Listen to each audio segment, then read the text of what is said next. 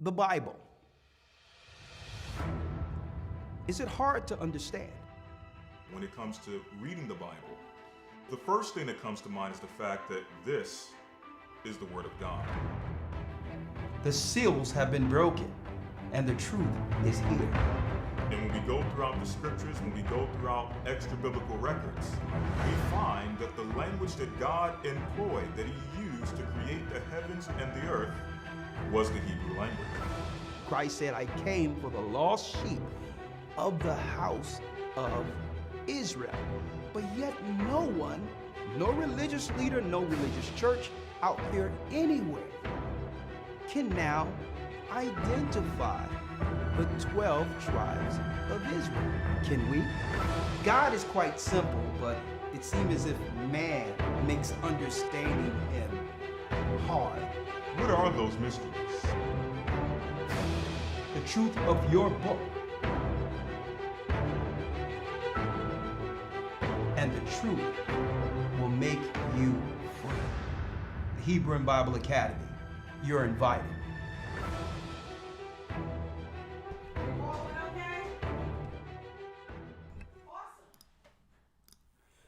All right. Let's go. Let's go.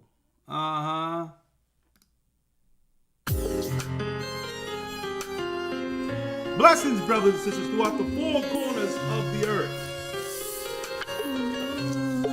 Wednesday night, it started with Peace FM. The East is where we're from. The East is where we're from. The 12 tribes of Israel. Come on. In 721 BC, the Assyrian king, He took us down, we fell. with the great escape we went The Euphrates. The Lord held the water still. To a land where no mankind dwelt, we went. The 12 tribes of Israel. The 12 tribes of Israel. That's who we be, we be. Hit the like button. Come on. Cubans, from Puerto Rico. Naphtali from the house of Hawaii. The Lord is calling back Israel. From Panama, Gad, The North American Indians. Simeon, the Dominicans. Our highest gathering Israel. The Arabs and Africans told us. At gunpoint. Together our wives and children then sold us. Yes, brothers and sisters. I'm Elder Ricard Shiara of the Gathering of Christ Church, here with our weekly broadcast. And boy, do we have a broadcast lined up for you. Please, y'all know what to do. Like, share, and subscribe as you come into the broadcast. Please hit the like button. Blessings. And for the few of you who missed the earlier broadcast and probably didn't know I did an impromptu one, you don't want to overlook the video I did today concerning the weather and how it's linked to the 10 horns written in the book of Revelation. While people are going mad, stuff being sprayed in the air, Florida is actually passing bills in an attempt to stop geoengineering. And in the bill, it says weather modification. What ill effects is having on us? Is there an ill effect psychologically with what's coming out of the air? And some of what we might take through the pharmaceuticals, who knows? But the Floridians and the Senate is trying to get in front of it because they want to get it out. They want to stop the chemtrails in order to see whether or not we will have a more healthier outcome. And the only way to do so, America would have to go a time without the chemtrails, but yet I digress. All right. So again, if you missed it, make sure after the broadcast, tap into A Gathering 144 and look at our earlier broadcast that I did earlier on weather modification. I would like to say all praises be to the Most High Ahaya.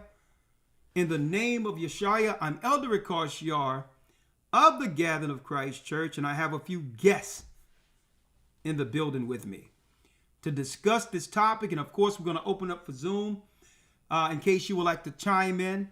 Next week, we will have a new phone number with the phone queue, guaranteed, where you can call in and interact like we used to do during Blog Talk. All right.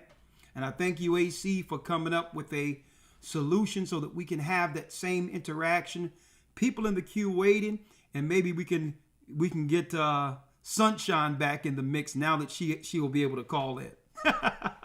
Well, the guest we have on the scene coming all the way from the UK, and I'm going to see him in a couple of weeks, none other than Elder Gaja.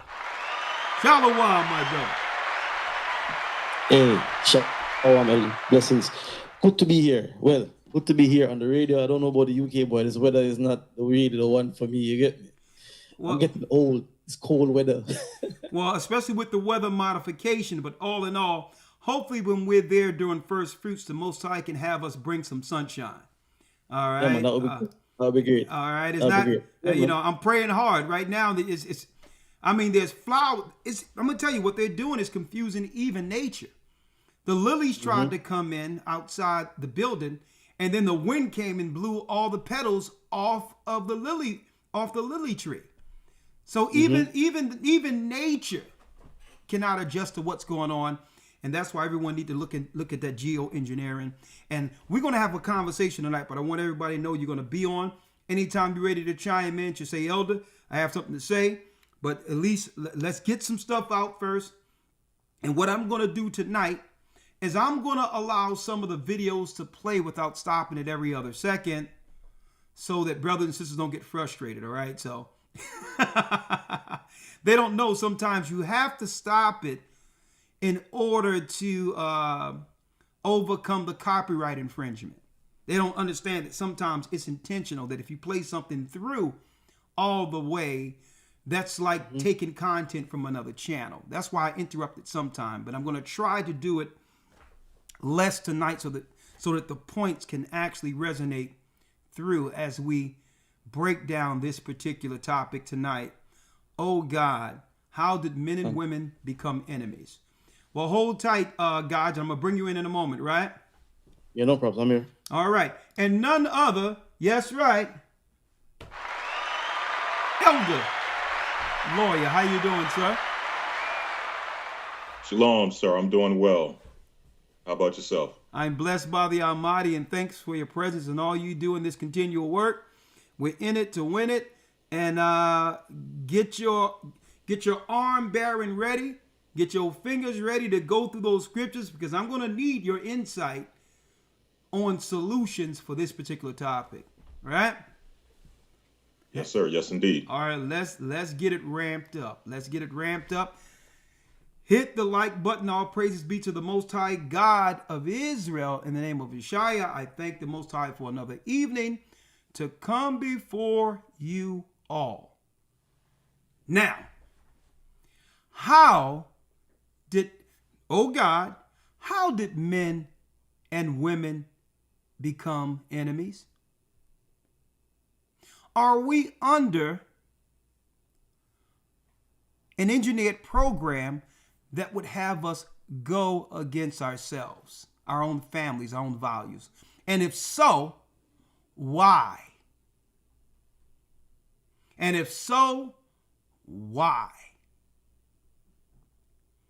On top of that, how can we break the psychosis off of us that leads us to see each other as enemies? What is the solution to resolve it before the very end? Right? That and more we'll be diving into with this particular subject tonight. And we're going to also go into the social engineers who came up with the plan to have us fight each other at the very end of this. Right? dovetailing off of what I've discussed earlier, Elder Lawyer, if you can, when I say earlier, when I broke down the geoengineering, that at the very end, it seems the whole world, it seems that at the very end, the whole world would go mad, where people would be going against each other, leading to total division within the earth. Why is that so? Well, Elder Lawyer, I need you to go to 2nd Esdras real quick. I pulled this out earlier, but I think it's apropos to actually start it off from the scripture that I brought forth earlier. All right? Yes, sir. Right? We're going to start, Elder Lawyer, if you will. Let me see here the Bible. 1 second. Let me straighten this out here. All right. This is one layer that I didn't fix yet. There it is. All right. It's apropos that we pick up from where I left off and try to come to a conclusion of how did men and women become enemies. Okay. And we're going to deal with it from what? A social engineering viewpoint. It's easy to point to each other, this is what's wrong with men, and this is what's wrong with women, without identifying the hidden hand. Now, once the hidden hand is identified, and we decide to operate under the roles Satan socially engineered us to have, right? Then we can no longer blame anyone outside of ourselves. And that's what this is about. Everyone is choosing sides right now in this last battle. And only the strong in Christ that has a foundation will make it through this. Hence the reason I'm having this topic laid out tonight. Elder Lawyer, if you will, let's go to 2nd Esdras 13 and let's start with the 29th verse. Yes, sir. 2nd Esdras 13 and 29. Yeah. Behold, the days come when the Most High will begin to deliver them that are upon the earth. Deliver who? The lost tribes of Israel. The whole financial market, the stock market, the whole trade market was set up, which is the world economy, was set up off of the curses and servitude of God's people. The whole global market was established on slavery. So what happens if the children of Israel begin to awaken out of sleep? It will destroy everything. The whole economy and all nations are complicit in it to participate in the riches that come from who? What? The servants, the children of Israel that were cursed according to the Bible to be under the curse until deliverance. Behold, the days come when the Most High will begin to deliver them that are upon the earth. Speaking of God's chosen people, the awakening, read. And he shall come to the astonishment of them that dwell on the earth. Read. And one shall undertake to fight against another, one city against another, one place against another, one people against another, and one realm against another. And one realm against another. Spiritual warfare. Every nation has a God allocated to them, which is a power or a prince over every nation, but it's the God of the Hebrews through Christ who reigns over us. What happens if all these nations come into one country and bring all these separate races, all these separate ideologies and cultures based upon the God they serve, and bring it all into one place? Chaos and realm war. all different people fighting over who can enslave or financially aggrandize themselves off of the children of Israel. This is what you get as God's people suffer on the bottom. So it's a realm war too. They're bringing spirits with them, and everyone is fighting over the little nickels that the governments are giving them to rule over us. All right? 32, read it. Yes, sir. Verse 32. And the time shall be when these things shall come to pass, and the sign shall happen which I showed thee before. The signs shall happen which I've showed thee before. Read. And then shall my son be declared, whom thou sawest as a man ascending. So it doesn't matter what people believe. It was prophesied. Christ, our King, will return. Right? So the whole world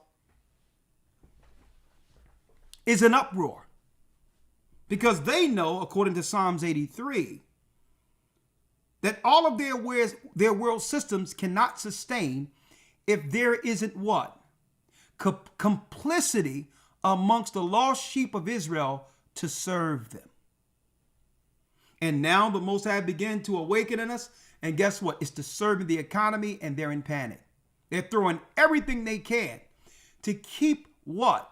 To keep us at odds even with one another, so that they can now sustain the time they have to rule on earth. Hence the reason why we cannot participate no longer in what? In their social engineering that leads man against woman, woman against man, and they're throwing everything out there too to keep us distracted while they have a plan in place to destroy us all. Hence the reason I'm going into this topic. Oh God, how did men and women become enemies? Because when you break this down on the minute level, you destroy all mankind by destroying the union man and woman. Man and woman on earth is the image of God.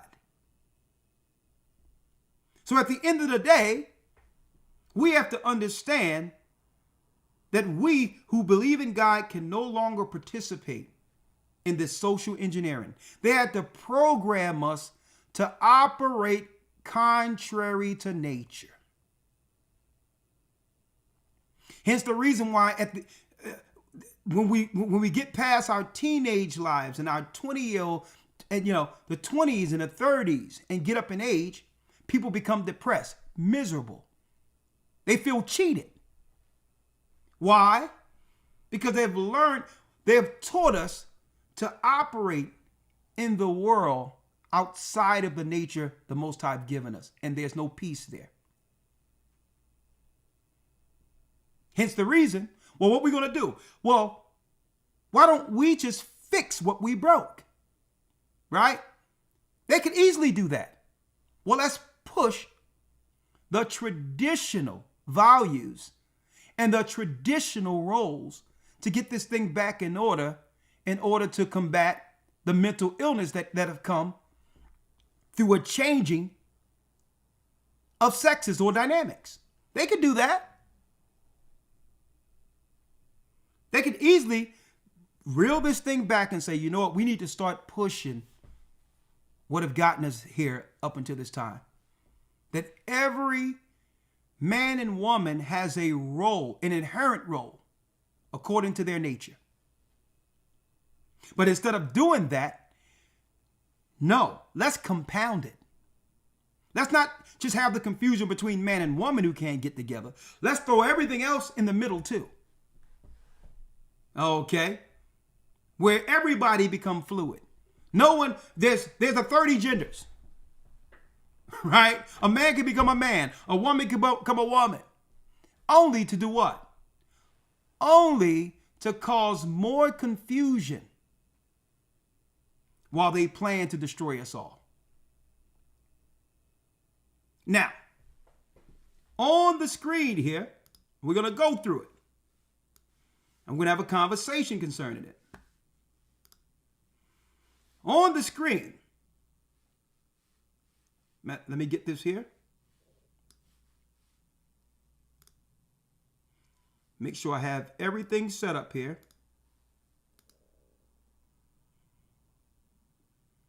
One second, folks. I got to get one thing. Here he is.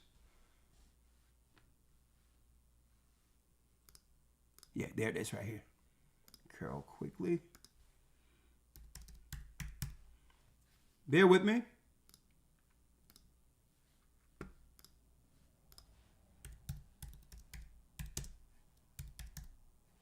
There he is here. The American Historian. How did we get here? How did we become socially engineered against nature? All right. On the screen, there's a man. Okay. His name is Carroll Quigley.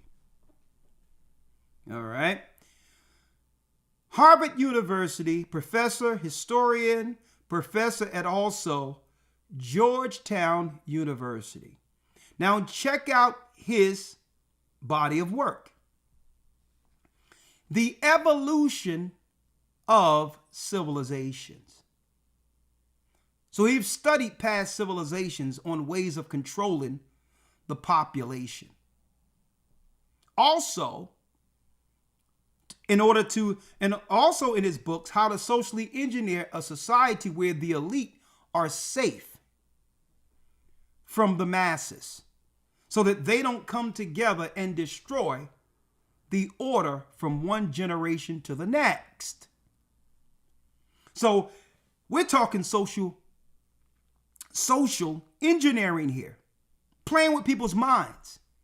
The Evolution of Civilizations, an introduction to historical analysis. And this is real good right here. This book, this is one of the elite's main books when it comes to control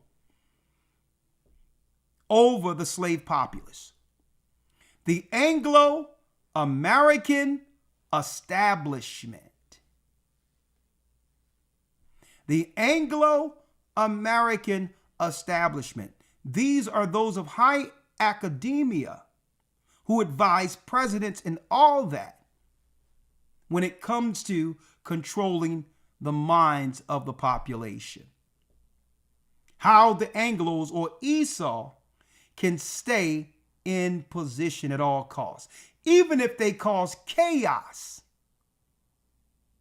that will become detrimental to the future of our society, even if it will affect their children. All right? Now we're going to hear what they have to say. Even if it will affect their own children negatively, they must do it anyway. And what happens when it begins to affect their children negatively?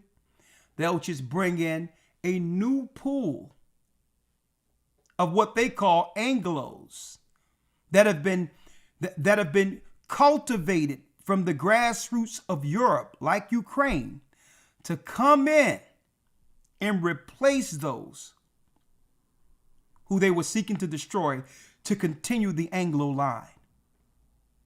See how this works? But let's go into it.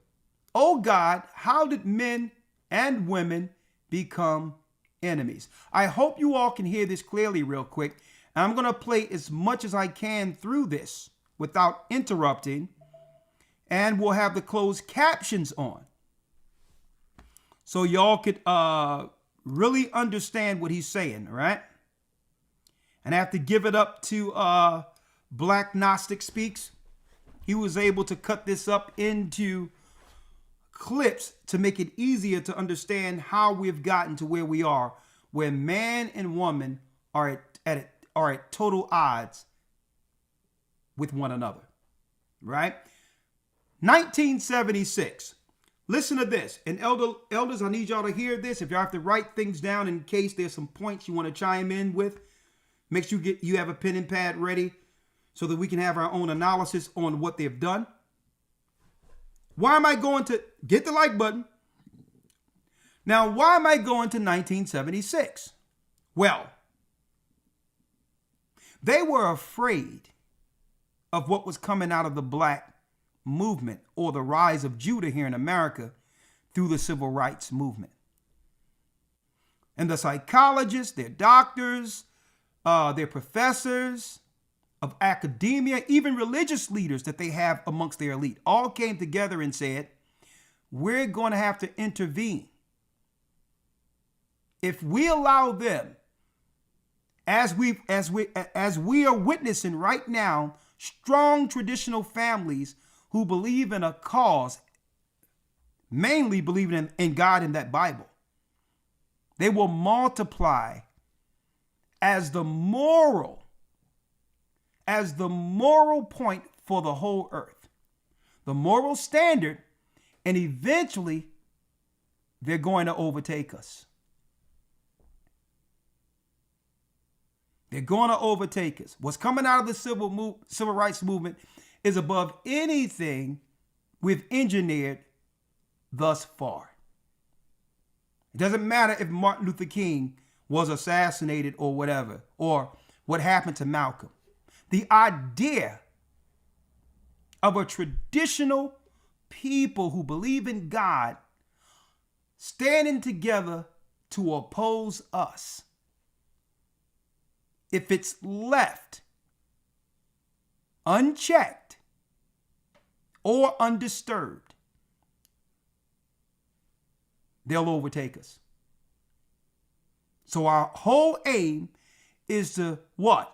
Socially engineer this where they'll regress instead of progress. See? They must regress to the point of beast. And we'll have to socially engineer that into their culture. Or they will progress, which is the normal stage of evolution, if they're left alone. Right? So check this out. Fair use for educational purposes only. Let's hear what the historian Carroll Quigley has to say. Okay? Fair use. There is a basic assumption that only two kinds of interests or entities operate in the area of political action. That is, individuals and the government. There have been numerous books published with such titles as Man versus the State.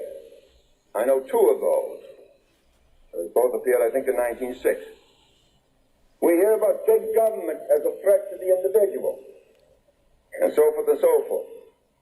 Conservatives now are telling us that we must curtail government, cut government spending, cut government powers, reduce government personnel for the sake of making individuals more free. Liberals, on the other hand, are still telling us, as they have for a long, long time, that in order to make individuals free, we must destroy communities. By communities, I mean villages, ghettos and cities, ethnic groupings, religious groupings, anything which is segregated. We must destroy them. Hold. I have to stop right there. I'm going to play that back again. Liberals, folks, are and were the KKK, hanging us, coming against us at all odds. The Democrats, they didn't become a friend party until the Civil Rights Movement, where they tricked us into believing that the civil rights was for us, but it was only now, in hindsight, only allowing the nut jobs and those who always sought to destroy us, allow them more access to dictate what happens amongst our community. What was their answer? Let's hear what the liberal plans were saying amongst academia behind closed doors. The liberals, Democrats, were saying what? Liberals, on the other hand, are still telling us, as they have for a long, long time, that in order to make individuals free, we must destroy communities. By communities, I mean villages, ghettos, and cities. Villages, ghettos. Elder Lawyer, get me that in Maccabees where Antiochus says we must become one people. Yes, sir. By communities, I mean villages, ghettos, and cities, ethnic groupings, religious groupings, anything which is segregated, we must destroy them. Anything that's segregated, we must destroy them. So what came out of desegregation? The plan to destroy us. Democrats. Now these folks understand, back when in 1976, films like this wasn't readily available for the layman, for the everyday person. In 76, that was before a lot of VCRs and all that. You would have to have what? One of those turning reels in a movie projector in a screen to see stuff like this. It was only amongst the elites that stuff like this was actually viewed upon by those of academia. Okay? In 76, people were still going into drive-in movies where the films were showing outside. Well, guess what? It was the elite looking at this while we were looking at Sanford and Son. Okay? Let's do it again. Anything which is segregated, we must destroy them, so that all individuals would be, if possible, identical, including boys and girls. Including what? This was 1976. The liberals would have to destroy our communities where everything would become interchangeable, even boys and girls. Lord, have mercy. Now, how can you get to the point of destroying boys and girls if you don't first turn the men against the women and the women against the men? But come on, I'm going to do it one more again. This is education here for you. So are we going to fall into being the ones who are geo-engineered against ourselves, not geo, psychologically engineered to hate one another, not realizing that they planted the thoughts in our mind to hate one another?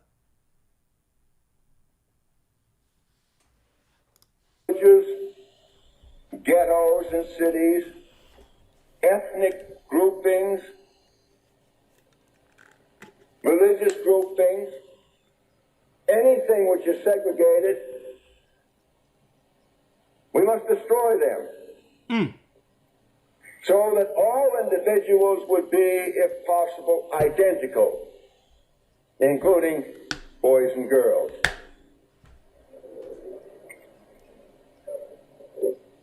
But the area of political action, and I won't draw it on here, but just assume a circle of political action in which you have government, individuals acting in there.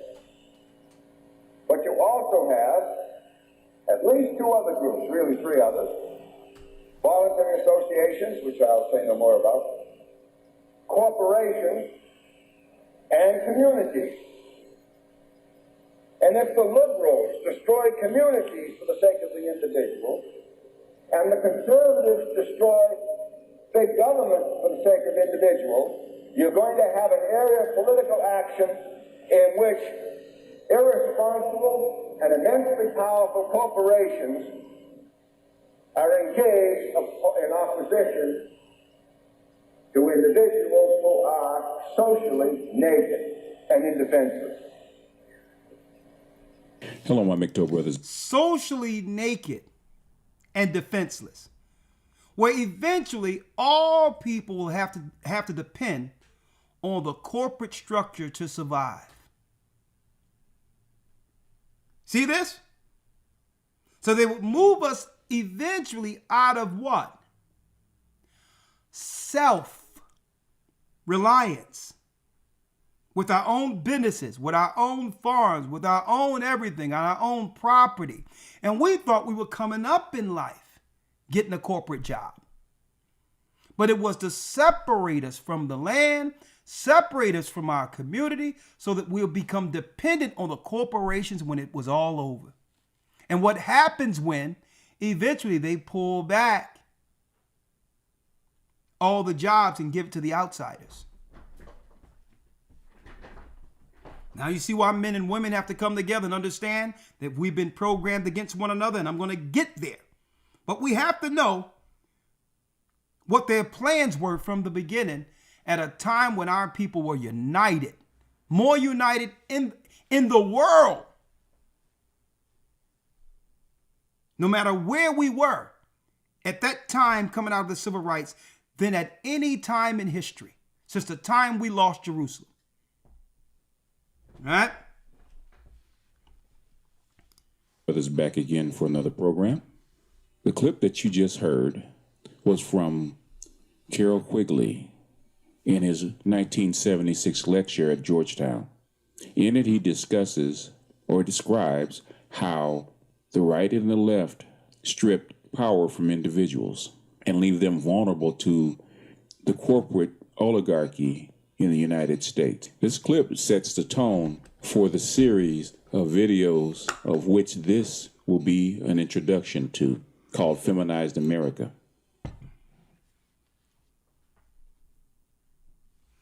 Feminized America. This was their plan to take total control. A man on his knees, helpless, with a woman on top. No means no. Yes means yes. Violence against women.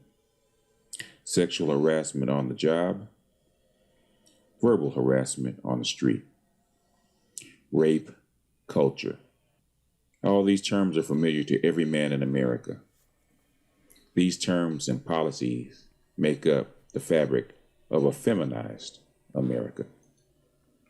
From the billionaire, the athlete, the politician, down to the average Joe and the bum on the street.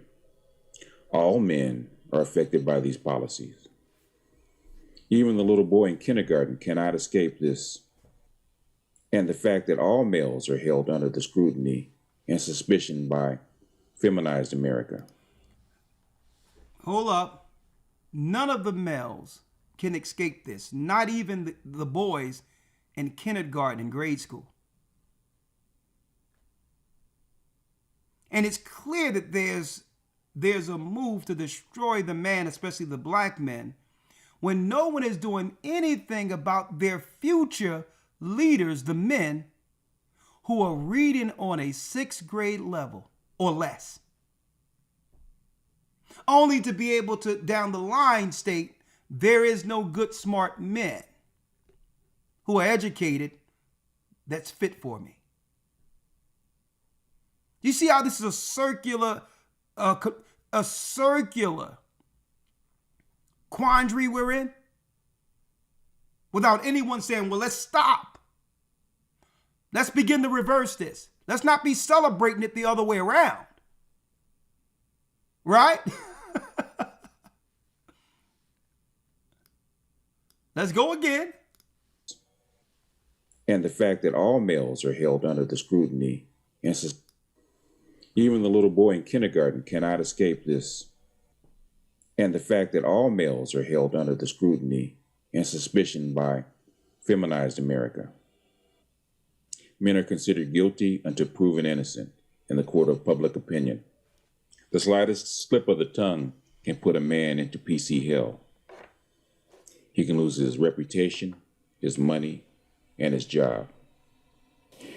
The attitudes and policies over the last 50 years have upset the fabric of the society. These things have turned the male-female dynamic on its head and forever upset the balance between men and women. What used to be a benevolent patriarchy has become a vicious matriarchy, hostile not only to men, but to male children. It has created an alpha-female, beta-male dynamic. The result has been a high percentage of divorce, a low percentage of marriages, dysfunctional families, massive out-of-wedlock births, and 1 out of every 2 children raised in a single-parent household.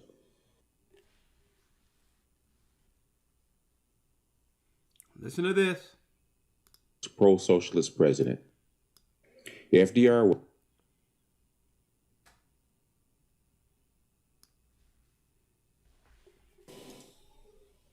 To understand the social fabric that we live in, we have to go back to when the fabric was first woven. Back to the 1930s New Deal under FDR. FDR was our first pro-socialist president. Because of the Great Depression and the harshness of capitalism, there arose amongst the people a great dissatisfaction. It had to be dealt with. So Franklin Delano Roosevelt adopted European liberal socialism to satisfy the masses and quell a potential uprising. Social programs like Social Security, aid for families with dependent children, and housing projects were started. Under FDR, the U.S. undertook a massive redistribution of wealth and satisfied the masses for a time. These policies, along with the outcome of World War II, allowed America to experience an almost golden age. Peace and prosperity reigned among the masses. The middle class expanded, and a lot of social ills were dealt with. There was peace among the classes.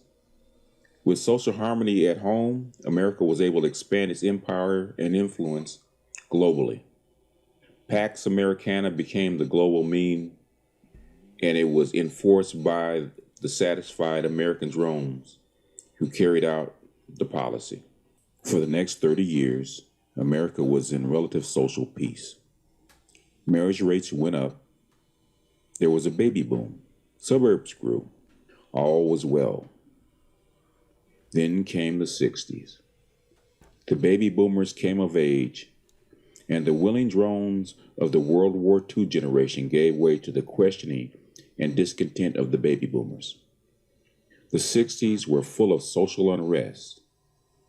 This all culminated with the protest against Vietnam in 1968 to 70. In 1968 in Chicago, the socialist left order was overturned.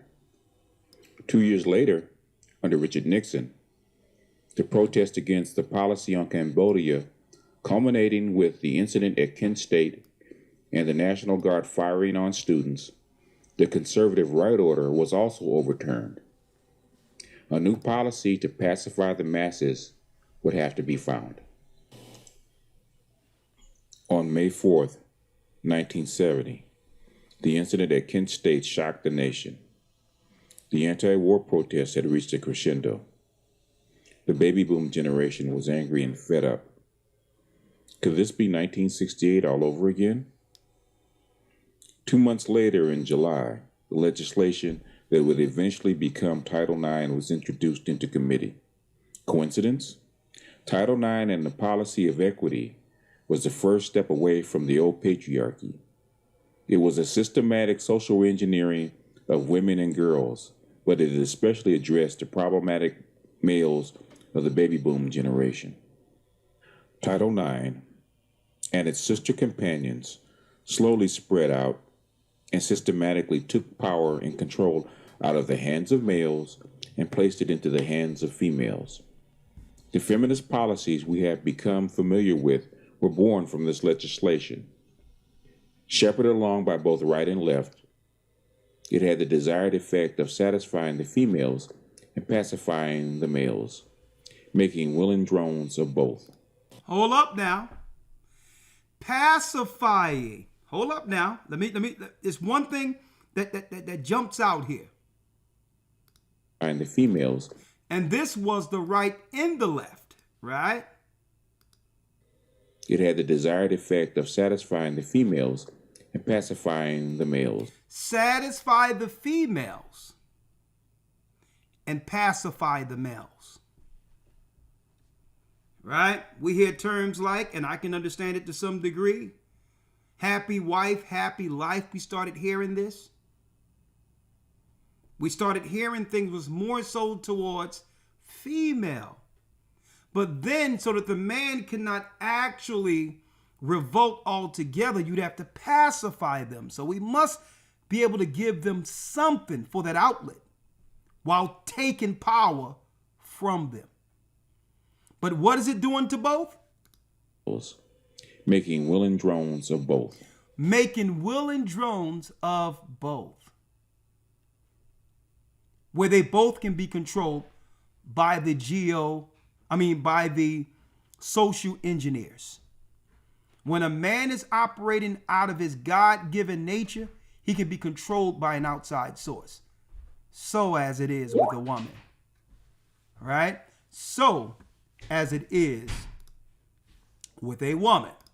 Right? Did someone send me something? Any of you?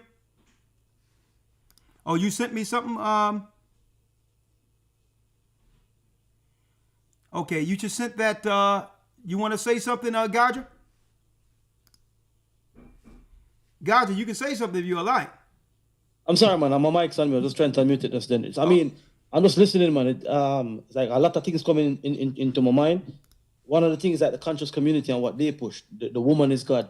You get me? It's like everything to turn upside down what the Most High institute. You get me? And it you know, Elder, I had a conversation just yesterday saying, yo, listen.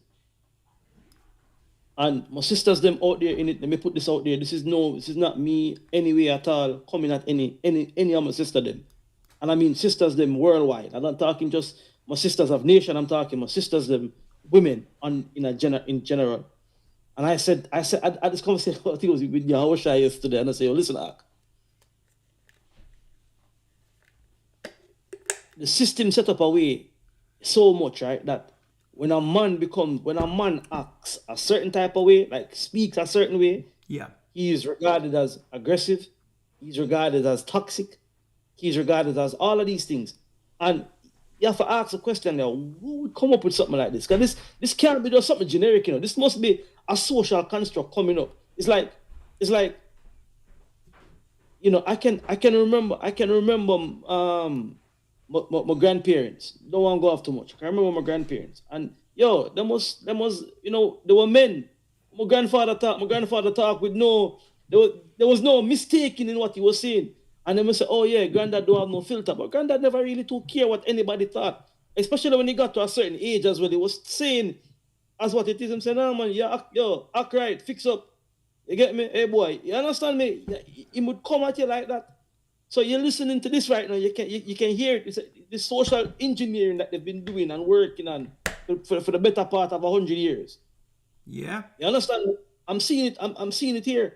And you think back to the Willie Lynch letters. They reverse the roles of the men. Hold up. You're jumping in front of me now because I got it laid out. I didn't tell you the outline. So let's not. I already got that in tow. But all right, cool. Let me relax. I got some stuff here. I said no. Duly noted. All of this is gonna come out because you should hear what I got. Everything on bullet points. So work with me. All right. I don't want to put the cart before the horse. Right? But great points. Great points. Thank you. All right. Let's jump right back in. Fair use. This goes out to Black Gnostic Speaks. As with any social instrument, the baby boom So they passed Title IX. Defying the males, making willing drones of both. As with any social instrument, policies have a tendency to go beyond its intended effect and morph into an institution. It takes on a life of its own. So too has Title IX and the feminist agenda of equity gone beyond its intended effect of empowering females and pacifying males. It has morphed into an institution that lives, breathes, and operates for its own sake, and not that of the society. The institution of feminine equity, in its desire to expand its own power and its own importance, has grown from being contentious to draconian, and now it threatens to upset the balance in society and rip the fabric that society is made from. So what do you get when you design and socially engineer a policy that runs counter to the way human beings have worked for thousands and thousands of years? What do you get when you socially engineer boys and girls to operate opposite their nature? You get what we have now. You have a breakdown of society, and you have people, men and women, rebelling against something that they don't feel is natural to them. Right? Now that's some good points, right? Now we're going to hold off and we're going to go here now. I have been so wrong. All right? Hold up. About Not you. Now, we have to slowly, through education and program in Hollywood and others, to have men and women believe that they could operate contrary to the nature of traditional men and or women as a form of control. But eventually, it will come to an apex where society is toppled in on itself. Because men, the traditional sense of men, are needed to defend a nation. And a feminized man cannot defend a nation.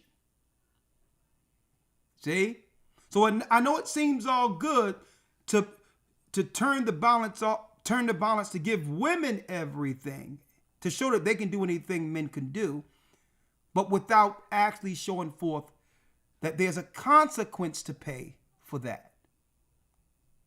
They never tell society, what are we losing with this imbalance? Are you with me here? So now, this is John Taylor Gatto. Academia, they told us the whole time that they would aim this towards the ghetto. Hence the reason there was a such thing as white flight during the time of desegregation. So that the white children or the people who could afford not to be socially engineered could escape for a time. How they would psychologically, physically, and otherwise target our people with this experiment. Fair use for educational purposes only. Dozen public essays. Let me go to back. The Prussian. I got to put it up because, all right, 1 second. I'm going to show you. We're going somewhere with this. Listen to this. Fichte wrote a series of, it was over a dozen public essays to the Prussian king from, let me say 1808 to about 1818. They're called Addresses to the German Nation. And the provocative event that set the first one off was the Prussian army, which was the Prussian economy, renting soldiers, stealing other people's stuff, had been whipped by Napoleon's amateur army at the Battle of Jena in 1806. And Fichte said, it was because this demon. Now try to work with him because he speaks with a little slur, as if a little impediment, as if he recovered from a stroke or whatever the case is. So I hope you could at least, let me turn him down a little bit and hopefully you can hear it more clearly. Demon imagination was. Hold up, demon imagination, listen. 18:6, and Fichte said it was because this demon imagination It was because this demon imagination was loose among ordinary soldiers, and in situations they would override the orders from headquarters about what to do, and that's why we lost. Now, what should fascinate anyone listening is that's exactly what the so-called liberal philosopher Spinoza in Holland had said in 1690 in a book called Tractatus Politico Religico Politicus. Tractatus Religico Politicus. Spinoza said that the ordinary population was so psychologically diseased, murderously so, there was no way to heal it. Just as Fichte, 125 years later, said, now listen to this, that society was so what? Psychologically diseased, murderously, so there was no way to heal it. You know, everyone is talking about, well, mental health, how I'm taking care of my mental health, right? Everyone has a diagnosis of some mental illness, right? And we don't attribute this to operating for generations outside our natural nature. A woman having too much put on her and to a degree that she have to do everything like a man. Well, that has a psychological impact on her and the children who watches her. And vice versa when it comes to a man. If we buy in to the psychological engineering, they literally make us crazy. Okay? It's insane for a man to be operating with all his power and testosterone and strength, but yet nothing in society that will allow him to have that outlet to actually exercise the power the Most High inherently gave that particular man. It drives a man crazy. Women, the same. When you deal with contrary of the soft nature that the Most High intended for you to have and have to operate to do everything as if you were a man. For all intents and purposes, you're going crazy.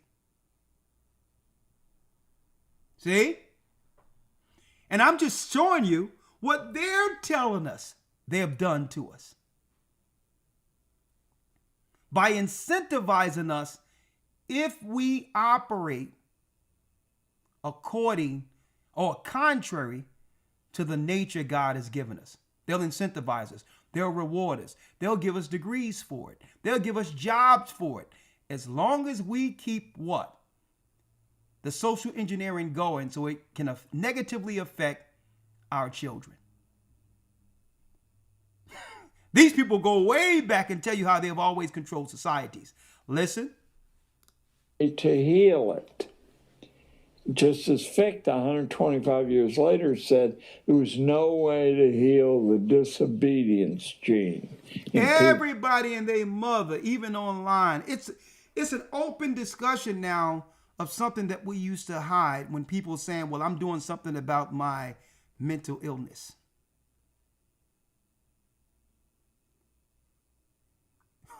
I remember we kept that stuff quiet.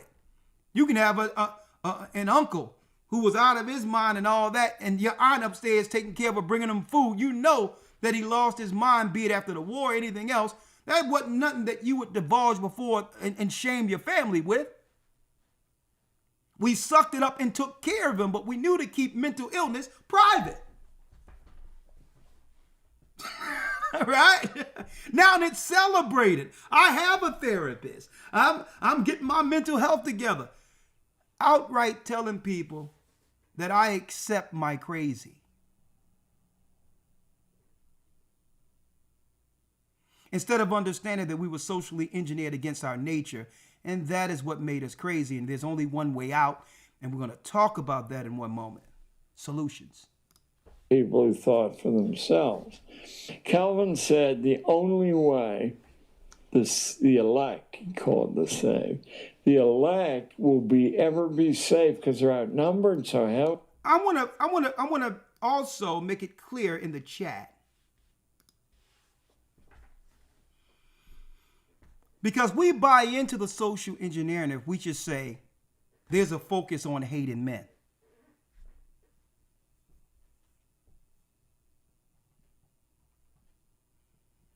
If you take the strong nature, the innate nature that the Most High have endowed man with, away from him, and he's feminized, it's not just the men under attack. They hate the women too. Because where's their protector? Where's their husband? Where's their defender? So we have to get out of this thing, because to make it think it's one side or the other side, they will focus on both. See? So when we get into this thing about women hate men, we lose sight that us saying that is also showing our psychosis. Because if you lean on either side against nature, it throws everything out of balance. It's an attack on man and woman, male and female, boy and girl. That's why I'm letting them tell you what their plan was. And we buy into it to take sides, a man army against a woman army, which also feeds into the psychosis to show that we're still under their control. And it's natural when we realize what it is to have outlets to get over the rage, to understand that we've been what? Tricked. So there's a natural progression that goes with realizing, yeah, they do have women against men, and it isn't right. But it comes a time that we have to graduate beyond that emotion as men to understand how to what? How to bring things back in balance. Right? That's what the Most High intended for us to do. All right? So let me continue with this. The only way the elect, he called the saved, the elect will ever be safe because they're outnumbered so heavily. Hold up. Here's some good stuff here. Listen, he's talking about the elect, the elite, who are only to protect themselves alive long term against a threat that they know would eventually come from within society, from the ghettos that could oppose it. Listen here. Justice Fichte, 125 years later, said there was no way to heal the disobedience gene in people who thought for themselves. Calvin said the only way the elect, he called the saved, the elect will ever be safe. The elect, the only way the elect, which are the elite, the only way they'll be safe, because they're outnumbered so heavily, is to set up a system of universal compulsion schooling with the intention of destroying the imagination and filling the head with garbage. And filling their head with garbage. The Department of Education. School systems. Oh, yes. So this was all socially engineered. Look. because they are outnumbered so heavily, speaking of the elect who's seeking to protect themselves from the population that outnumber them, because they're outnumbered so heavily, Set up a system of they must set up a system universal of universal compulsion. And that's why when you take your kids and you homeschool them, it's such a big problem. Them demonize you for doing that, because you taking your children out of the program that they have instituted there within them church and school systems. It is man, deep. And think about it. It's not just putting them in the school to be fed the garbage. In order for you to go to school, there's paperwork you must fill out to have a medical procedure given to your child. And we don't know the long-term effect of that. We don't understand how that psychologically play on this geoengineering to turn boys into girls and vice versa. They're telling you the hub they would use to institute the divide between men and women. They would use the school, radicalize the children against the morals that was instituted in our homes, believing in God and the Bible. See? Socially engineer us into a what? A community of unbelievers who have lost our way. That was their plan. See? At the end of the day, we need to turn out educated, dumb people. See? They give you a bell, they ring a bell, you get up and eat when they ring the bell, you sit down when they ring the bell. That's all it is. No, there's no construct. Like you said, you have these guys going to school and reading at a 6th grade level, 8th grade level. They set it that way. You with me? And I think you highlighted this to me one time, Elder, like, yo, check it, with men, it's normal, if you were to put men in a room, it's normal where the man them would sit to the back and they would encourage the women to come forward, so that the man them taking a back role, and really the man them should be up at the front defending against any threat. Yeah. And them things start from school. Like, I remember that in school. Yeah, man, you go to the back of the class. You get me? I remember that. Like, listening to this one, I'm just, yo. Hey, man, they thought of everything.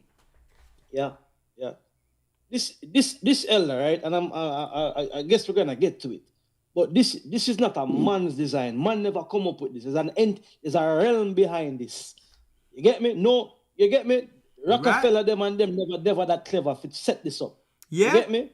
Yeah. And Sigmund Freud and all of these psychopaths. Okay, we're gonna get into it. Hit the like button. But they're telling you what they've done. In fear of what would have happened if they would have allowed us to stay segregated, believing in God with a foundation of what? Of God as a foundation through biblical moral values. They know they couldn't contend with it. Yeah, man.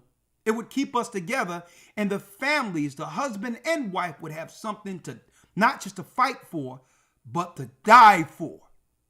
But Elder, when you look at even the role in movies, Hollywood, and you see them put them segregation movies up and people fighting to be integrated, it's like, yo, this don't make no sense. The people were better off apart, like segregated. They was better off because they were doing their own business. They were doing, you understand me? Yeah. They were doing them own thing, and if, like I say, eventually studying God for themselves without an outside influence, they would have caught on to the truth a long time ago, and they know that. So if you keep the poison running, they have to be involved in giving the poison. Yeah. So let us keep a system. Let us portray like the fighting for. You went out, Gadget. Gadget went out. He'll come back. Hold on. Go ahead. You back? You back now? Go ahead. Yeah, man. I'm saying that portray an image like people fighting to be a part of something, and then that's a brainwash image. When the people them were better off, it's like I heard a question asked on the internet the other day where a guy said to them, so tell me something. If is it DEI, if DEI was in basketball, right, where they had to fill a quota of a certain set of people within that quota, how would basketball be? And the guy danced around the question still, but the point he was making is that, yo, listen, Israelites make up the sports. They are the most entertaining. They are everything. So if you had a system with just them, where you had the Negro baseball league, a basketball league, everybody would be over there. The entertainment, the clubs, the nightclubs. Like, when last anybody listened to any Chinese music, any new, you get me? Like, who's listening to that? You get me? We're listening to music, our music. It's entertaining. It's vibrant. It's life. It has so they spirit. have to, Go ahead. exactly, the spirit, the food that we cook. Yeah. You understand me? Even when them said the soul food, even the soul food them was the trash. Yo, it still tastes good. Yo, it was vibe. You get me? When them Jamaicans, they're not promoting it, but when Jamaicans, I don't want to get too far off the beaten path, guys. I know you're going, but go ahead. I'm gonna let you flow a little bit more, but I got to get back into this.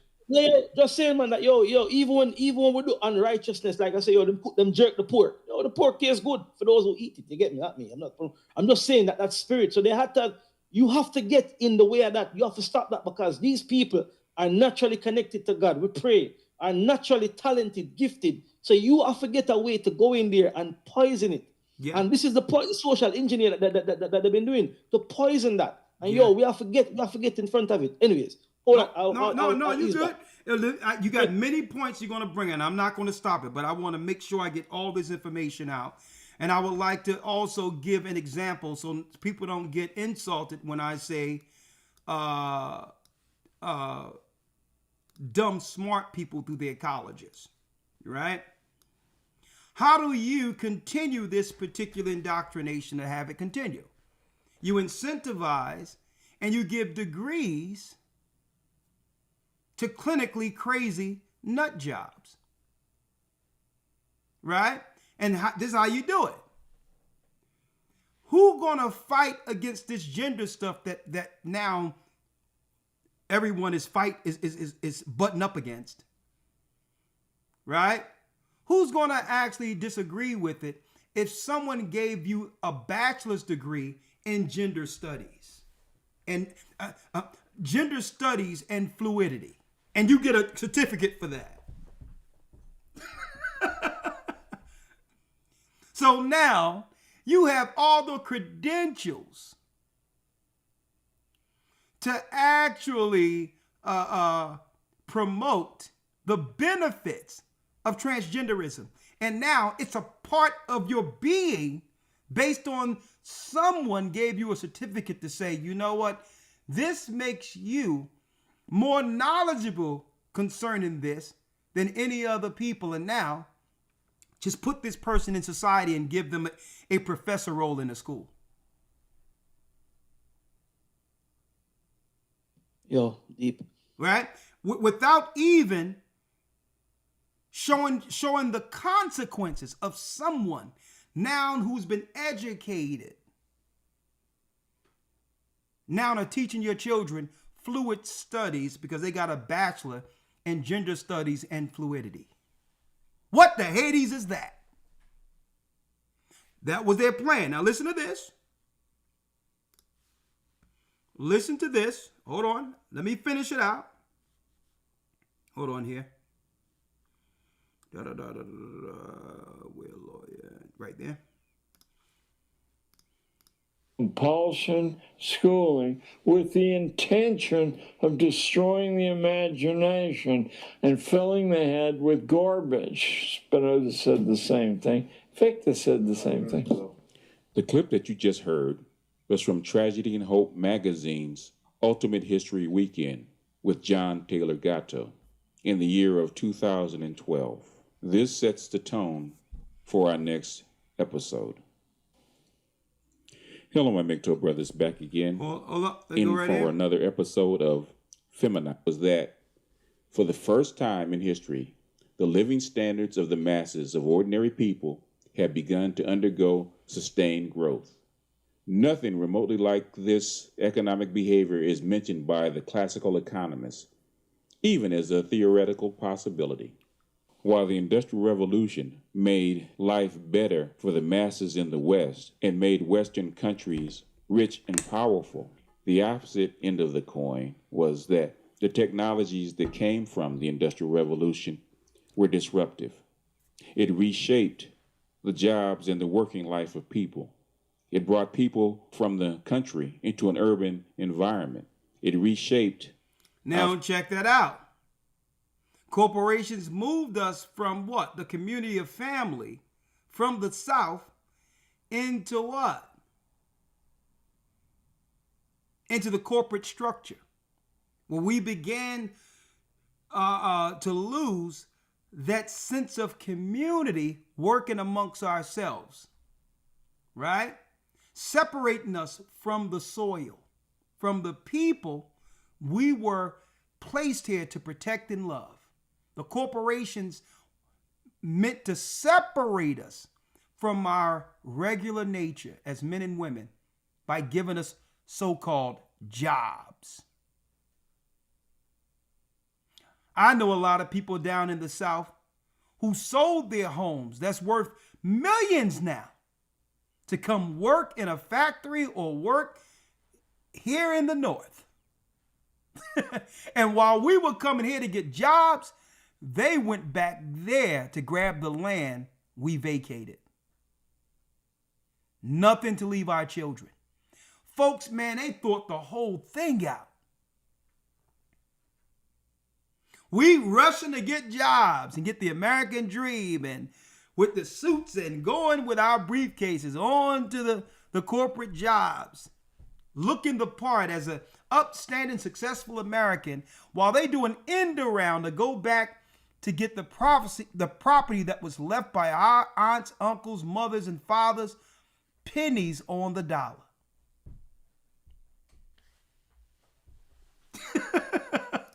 Our family life, our physical environment, and ultimately our culture. So much so that the governments and leaders that manage the masses have been struggling mightily ever since to keep up with the changes. While it made our rulers rich, it also made the people struggling with this change to be discontent. If you remember from our last episode, we talked about how Franklin Delano Roosevelt used socialist principles to pacify the angry masses when the ravages of industrial capitalism became too much. And you remember the Pax Americana that endured for roughly 30 years until the baby boomers.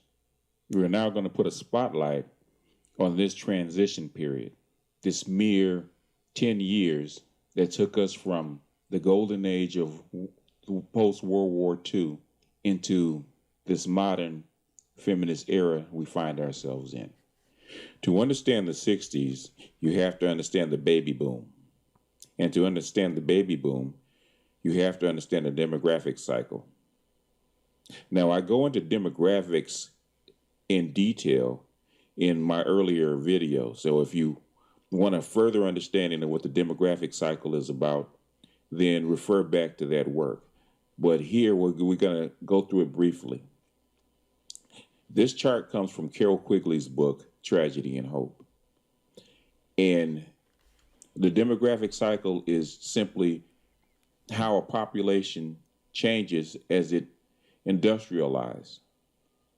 And Carol Quigley divides the demographic cycle into 4 stages: primitive or pre-industrial, transitional or prime, C, which is fully industrialized, and D, which is geriatric or post. And you can see how the age distribution changes between the 4 of them. But we're going to concentrate on the 60s because the baby boom is during the transitional cycle. A B or transitional cycle is the demographic explosion where you have a lot of babies that survive into adulthood. And you have an almost doubling of the population. And if you have a lot of people in their prime, those are the childbearing years for the women and arms-bearing years for the men. As you can see by this chart, that the transitional or B cycle represents a period of change and upheaval.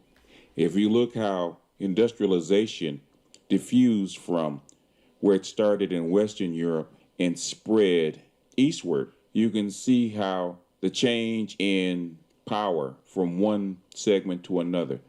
The B cycle with the many young men in their arms-bearing years is a period of change. It's a period of upheaval. And you can see it lasts for anywhere from 30 to 50 years. So you can see that the B cycle the transitional cycle is a very, very busy and unstable time.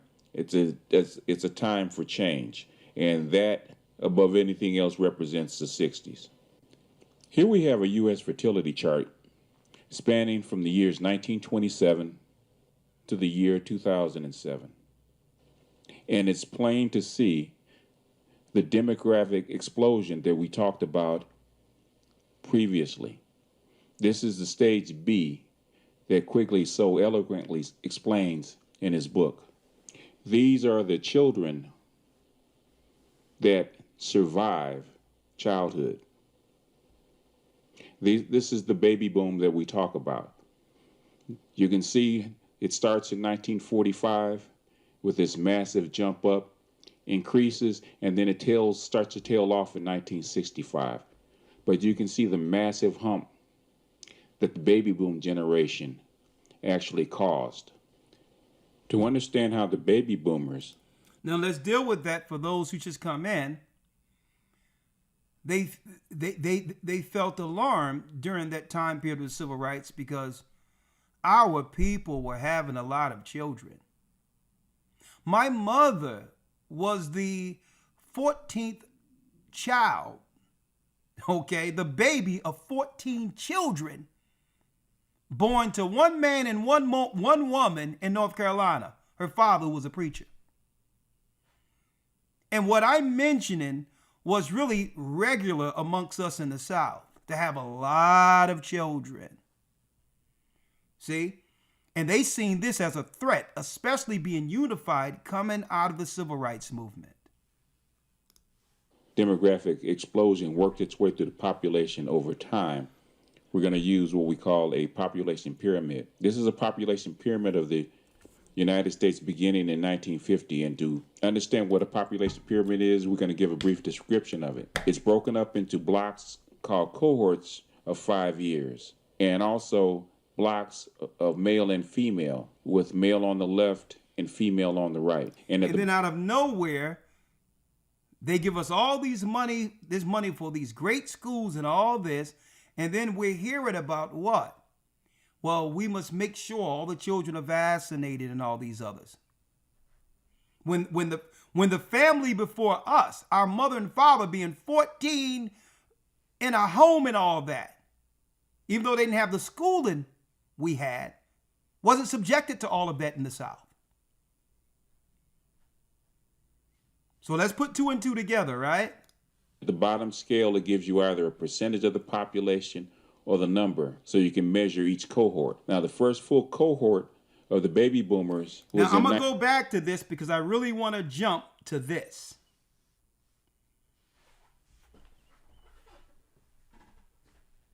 Now, the white women who was responsible, really, they spearheaded the feminist movement, are now coming around, talking about the ill effects and consequences they didn't know would exist past their 30s and 40s.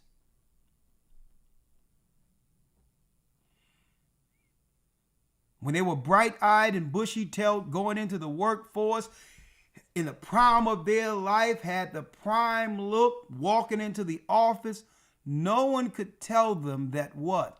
It all would end abruptly with them sacrificing everything. And now they want to do an end around to try to tell the same people they convinced to follow them that what they were doing was dangerous. Right. Now they're going to come. In their prime, you couldn't tell them nothing. Go girl, woman power, all of this. I'm living my life. I can do what a man can do. Only to end up miserable at the end of their lives, not realizing that they were also being socially engineered. Listen to this. Fair use. Sets up an interesting discussion. So you said, I was so taken by our childless women ruining the world that I plan to incorporate the dialogue into a chapter/essay for the book you're working on.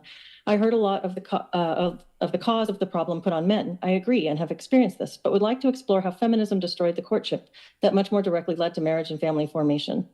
Born in Very, very seldom do you hear women put the blame on themselves. Okay, most times women put the blame on men because they can, and women don't like to be shamed. Okay, they don't. Shame is kryptonite for a woman. Accountability is probably second, but shame is probably first. 1961, I experienced firsthand the revolution from moms at home to moms at work, from courting commitment to courting instability. I've toyed with writing a memoir called My Dumb Feminist Life, which would examine the choices I made in fealty to feminist narratives and how self-sabotaging so much of it was. So now she's talking about how she self-sabotaged the future, not realizing she'll have more time living years beyond her 20s and 30s than in her 20s and 30s. Sacrifice the golden years of retirement to have a man and all that with children to celebrate for only 10 or 15 years of happiness. And then, with no man to help her pay bills at the weakest time of her life, when her health is going backward. Oh, now you're going to tell us. I'm so interested to explore your perspectives on this, and I'll let you just open it up. What's kind of her? Do you want to say a little bit about yourself first, and kind of lay out a sort of the arc of how you've evolved in your thinking? Well, one of the things that struck me about that particular conversation was, it resonates because I wound up childless myself. And in all due respect,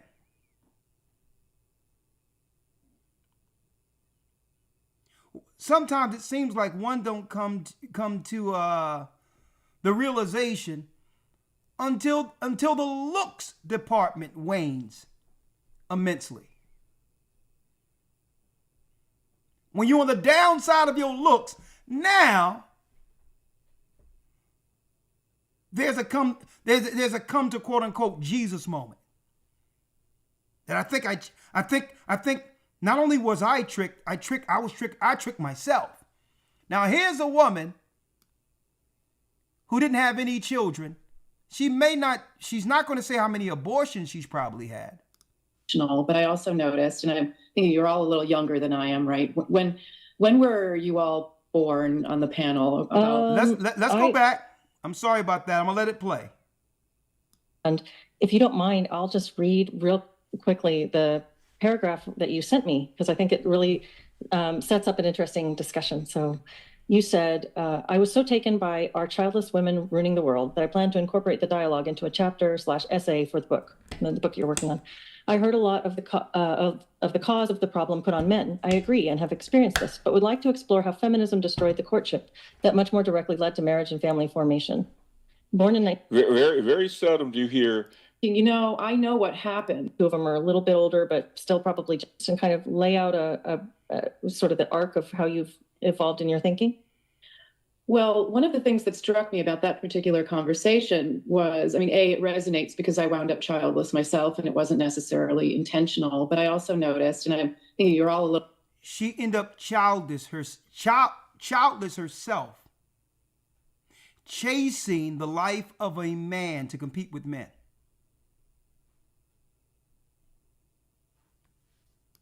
A little younger than I am, right? When were you all born on the panel? I was born in the mid 70s, and then another one of the girls is the same age as me, and 2 of them are a little bit older, but still probably Gen X. Yeah, so I was struck by how the dialogue was. I couldn't find a good man. I couldn't find a man who would commit. And this is how I wound up like this. And then, I think one person, forgive me if I can't remember everyone's names right now, but I watch every episode, and the discussions are all so interesting. But I was thinking, I know what happened because I lived through that change. And it's sort of like, if you got to remember, the boomers lived through the change, okay? We didn't cause the change, but we lived through it. Look at the French Revolution, the people who were coming of age right as the Reign of Terror starts would know something more than the people who are living in the aftermath and grappling with that. So my trajectory, my coming of age completely coincides with the sexual revolution when things really changed. And I like to say, and I have said to my students probably at my own risk that TV in the 60s was very family oriented, Yes. very much about Very much so. being a good civic citizen. Yes. The morals were all, I would say, fairly universal. A lot of y'all don't even understand those times. The Waltons, Little House on the Prairie, even Good Times. It was all about family, father in the house, mother, right? With a moral standings, with a moral foundation. And under the FCC rules, guess what? Even if there was a point of intimacy at that time looking at TV, you didn't see it on the television. But okay, this is where it leads, right? But you couldn't see skin and all this on the television because they weren't going to break the moral fabric that would lead to having young boys raised in a home with something to die for. This is how you get people who grow up and would put their life on the line for the sake of their country. You had something long-term to fight for. So they made sure we're not going to disturb the men like that, because who's going to fight for us if we don't give them something to strive for? Family. Now check her out now. So how to be a good the Brady Bunch and Father Knows Best and My 3 Sons and shit like that. Yeah, very much so. good person, how to handle the town bully. See, but I'm glad he mentioned that, because they started switching it. At the time, they would destroy our families in the 70s. We thought that this was something that was normal amongst them, but they were looking to project that on us. It used to be what? At first, it used to be the Partridge Family, the Jacksons family, right? We also had Little House on the Prairie. There was no such thing as promoting broken homes until the Brady Bunch came on the scene. That's something new. A woman who comes in with 3 of her daughters from a broken family, with a man who comes into what? The family with 3 of his sons from a broken family, and subconsciously programmed us to believe that that was normal, when it was aimed towards having us change what kept our community together. It was going to affect us, not them. A matter of fact, if you look at the actors of the Brady Bunch, okay, it came out clear that the father of the Brady Bunch was openly gay, okay, who played a heterosexual man. And that the maid who took care of the children, when you do the research, was an open lesbian woman that was known amongst Hollywood. So automatically we have these dynamics of sexualism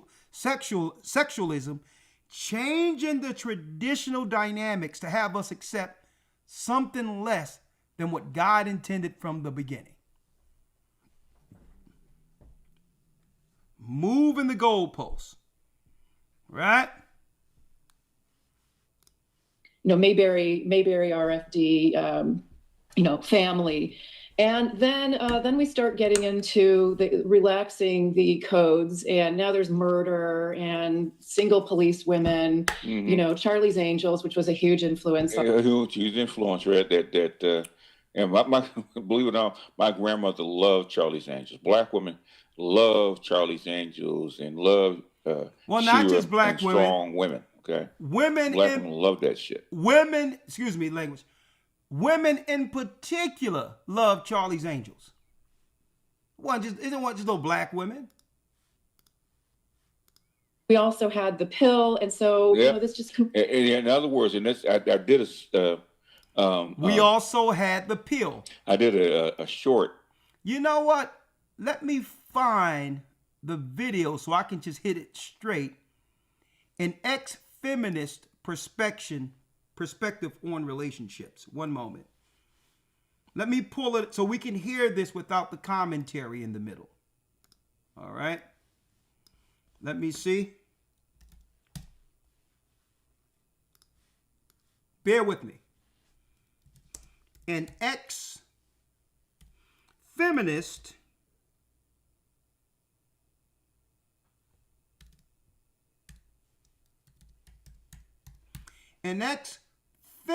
perspective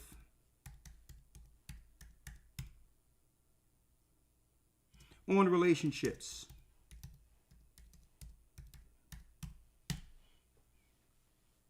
All right, I think this is it.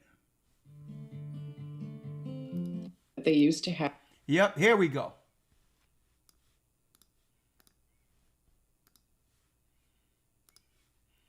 All right, this so I can avoid the commentary to hear exactly what they're talking about here. I'm Leslie. At the time I reached my adolescence, if you look at the French Revolution, dialogue was, I couldn't find a good man.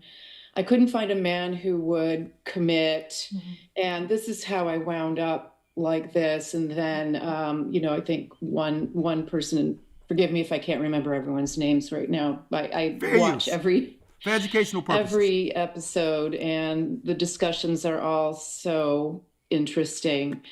But I was thinking, I know what happened because I lived through that change. And it's so she know what happened. She lived through the change.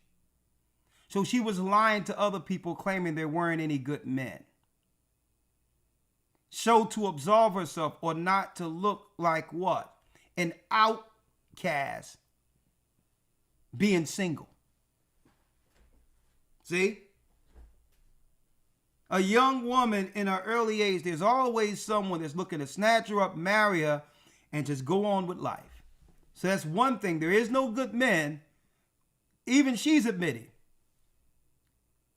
Was a lie she was telling people. It's sort of like, if you look at the French Revolution, the people who were coming of age right as the Reign of Terror starts would know something more than the people who are living in the aftermath and grappling with that. So my trajectory, my coming of age completely coincides with the sexual revolution, when things really changed. And I like to say, and I have said to my students, probably at my own risk, that at her own risk, because she's not supposed to let the cat out of the bag. That we're being programmed and are incentivized as professors in school to teach children to operate against nature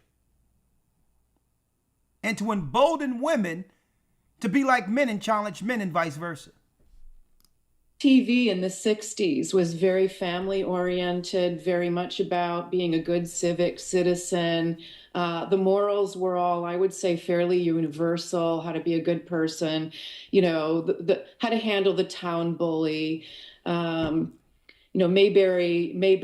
RFD, family. And then we start getting into the relaxing the codes, and now there's murder and single police women, Charlie's Angels, which was a huge influence on me, and it just completely changed. And by the time, and I wanted to bring this forth because a lot of people, when it comes to the negative of feminism, everyone want to lay that at the sisters or the black woman's doorstep. Right. Okay? When here it is right here. They already said that, listen, we understand that we're gonna break the world to where we'll need a reset. I'm gonna play that a little later.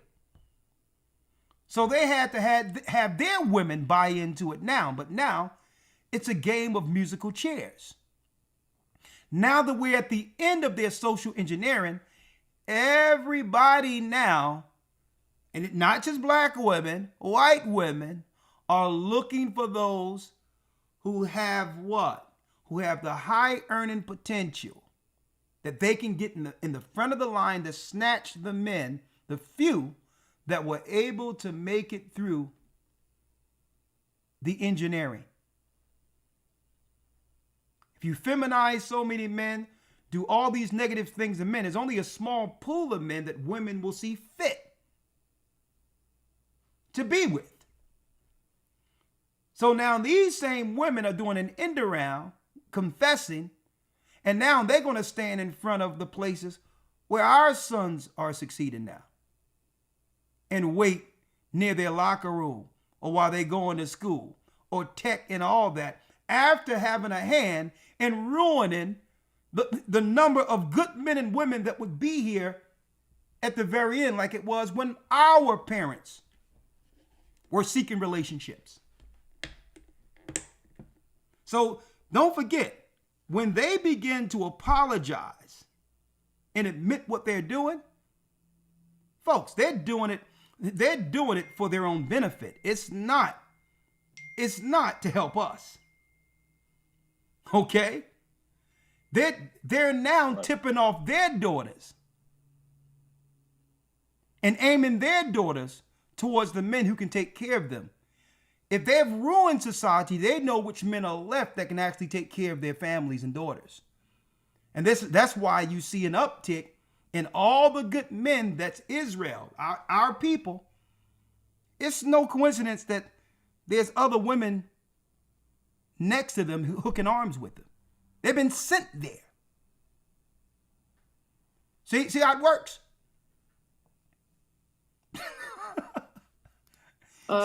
So why am I saying this? The Bible tells us the Greek seeketh wisdom, but Jacob seeketh a sign. Only when something hit us dead, in the head, and we're suffering, do we say, well, okay, I think I need to change something. Not Esau. When Esau start talking like this, they're coming with solutions amongst themselves to get the small pool of men that's left. And they don't care what race they are. Okay? Listen to me clearly. I reached my adolescence. Now there is abortion. And I even remember I was sitting on the toilet when I heard on a talk show in the next room that my mother was listening to that now, Roe v. Wade has been passed. And I remember thinking, oh, good, I can do whatever I want. Wow. And we also had the pill. And so, it's brand new. And when something is brand new, people tend to react to it, overreact to it. It really completely liberated me and my friends as teenagers into basically having a lot of casual sex. Mm-hmm. And it even seemed that you were supposed... See, back then they said outright what it was. Casual sex. Today we say we're dating. to, like the arbiters of correct opinions were imposing this on us. Because I remember asking myself, and I know other women have said the same thing, why am I doing this? I don't really like it. It makes me feel bad. I'm also, regardless, sort of garnering a kind of a dubious reputation. But then I'm wired like that, and I can't seem to extricate myself from this habit. And, you know, all of the... And this is a clean way of saying that, you know, she's cutting loose in the dorms and every other place. Advertising, much of what I was reading in teen magazines was sort of promoting this, you know, you don't have to live like your mother and you can live like a man. Woo! And another... Hold up now. You don't have to live like your mother. You can now live like a man. They've been socially engineered into this to operate contrary to nature. Anecdotal. Because if you start to think you can act like a man, then it won't be too long before you think it's okay to have a woman. Especially when there's a lack of men you've destroyed with the same geoengineering from the other side of this. See? And then what? The numbers of lesbians shoot up exponentially. Evidence, story, anecdotal stories. Anyway, little lack of sleep last night. I had 5 friends that I hung out with in high school, and we called ourselves the Coyotes. And our motto was, we can do what men do, and we can do it even better. Lord have mercy. You ever heard of those, elders? The Coyotes? I had to snap back on that one. My chair, I had to snap back my chair on that one. I wonder what the Coyotes was doing. Hold up. I know it's against God. I know that. Sleep last night. I had 5 friends that I hung out with in high school, and we called ourselves the Coyotes. And our motto was, we can do what men do, and we can do it even better. Lord. And we would drive down the main Hey, street, remember that movie, Coyote Ugly? whistling at guys, and, you know, drinking a lot, and getting ourselves in all kinds of sexual trouble. And recently... Boy, she has a clean way of delivering just straight satanic smut. Let me go back here. I think y'all missed this. Drive down the main street, hooting and whistling at guys, and, you know, drinking a lot, and getting ourselves in all kinds of sexual trouble.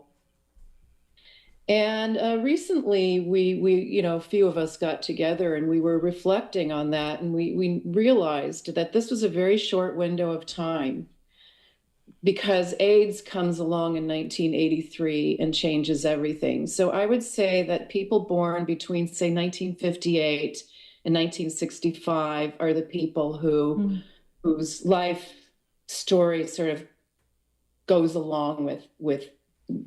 alongside this. Now, they also engineered this when she aged out with Sex in the City to have another generation who would suffer under this psychosis. Right? Change.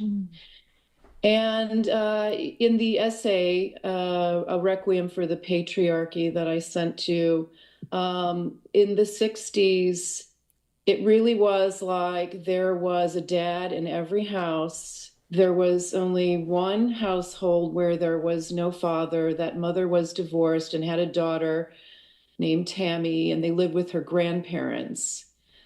I am not going to say that those marriages were all happy marriages. I mean, even in my own household, it wasn't a love match by any stretch of the imagination, but absolutely it was a home. And I was a very observant kid, spent a lot of time alone watching everybody. And I'm glad she mentioned that what made it a home is that their parents were together. Hey, and Elder, just on that as well, I was just coming in to say that they paint an image, right, within media, social media, of everything in the house must be hunky-dory and happily ever after. No, man, it don't work like that. Struggles happening within families, things are not always right. That's what makes a family. That's what I say, at the end of the day, what's the testimony? What's the legacy at the end of this? You get me? Yeah. And they use that to destroy the family. So when people start to go through little topsy-turvy, little things it's not fitting the social program narrative that they've been fed through the movies and all of that. Like the movies you're talking about, Sex and the City, and you get me, that the Bridget Jones Diaries and all of these garbage, rubbish movies out there and things that they've been pushing through the media. Yeah, it don't fit it. So no, people have to understand that. We have to understand that, families aren't perfect. Like you said earlier, you have an uncle upstairs, we're sick. You get me? Mental health problem. But we kept it on the low. We never publicize it. You understand me? Things going on within the house. It stayed in the house. Yeah, we give him his oatmeal, you know what I mean? You know what I mean? A little TV up there with the rabbit ears, with the hanger. Yeah, man. Straightening it out so he can get channel 6, and we was cool. Yeah, man. Or we kept it in. That's a family. You get me? People. Everybody have a family. Everybody have a family structure that, And I tell you what, man. Looking at it even from the lens of being in the truth, like I'm analyzing my family. I'm like, wow, the truth. The truth saved me. Because, hey, it saved me. Yeah. Looking at it, that having it's the truth, and just the knowledge of just the outside of the social, what they try to socially push on us. The truth takes that away, and you can see things for what it is. Yeah. You get me? And that is what. Now, there's one point I wanted to bring when she says, even though our house wasn't perfect, I was raised with a father and mother. We had a home.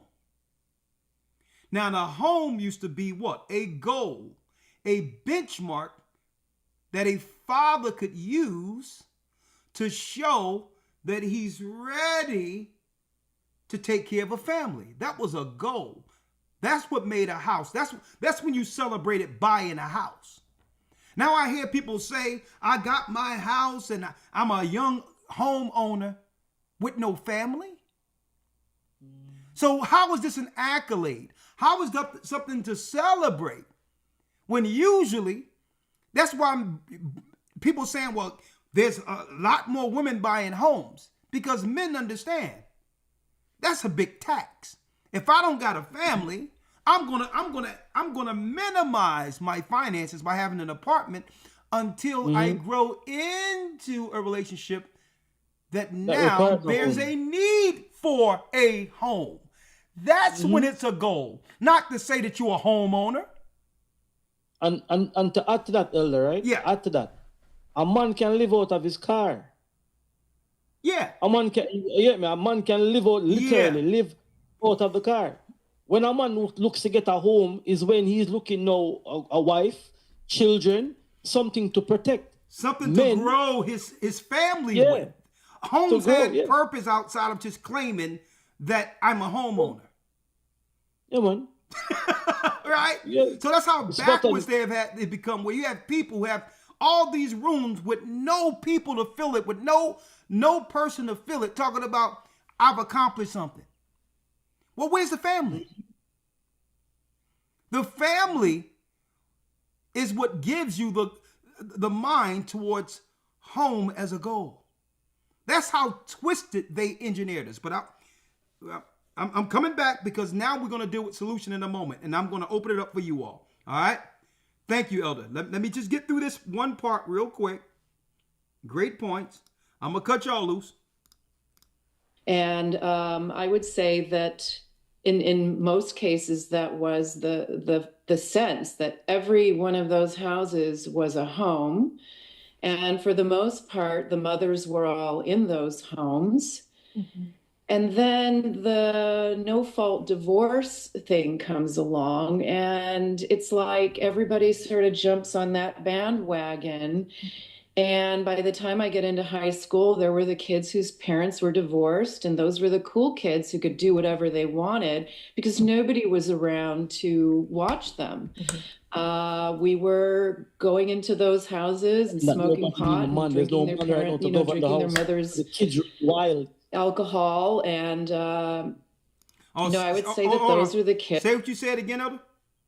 I said, yeah, the kids do what they want now. The kids are running wild because there's no father in the home now to enforce discipline and reel it back in. That's the purpose of the father in the house governing the children. Kids will run circles, children will run circles around mothers, but they won't try that with the dad. They're not doing it. We never did it. Yeah. All my mother had to do was say, yo, I'm going to call your father. That's it. Done. the principals at school, the teachers at school know that, yo, listen, the father, tell the father. Once you tell the old man, it's it. That's it. I had an incident one time in the town where, I was acting a fool. Owner came out and saw me, and I was acting a fool. And then by the time I got to my house, he was there talking to my father. I never knew they were friends. You get me? And I got my ass handed to me for that. And you just know, you don't push boundaries, man, when it comes to your father. Let me tell you, I want to stay on it, but since you have one of your father's stories, and I'm thinking about my dad, I'm like, out of all the things he could have brought to chastise me at school, right? Because he told me, don't let me come up there. I'm going to turn this thing out, right? And I'm like, and I'm thinking about, out of all the stuff he could have grabbed on his way to chastise me or to whip me, there's some switches on the tree up there that he could have got on the way because there's trees around Duckery. He has a belt on his waist. He could have easily used his belt. Man, this guy comes to the school. I'm sitting in the principal's office. He got a bike inner tube. He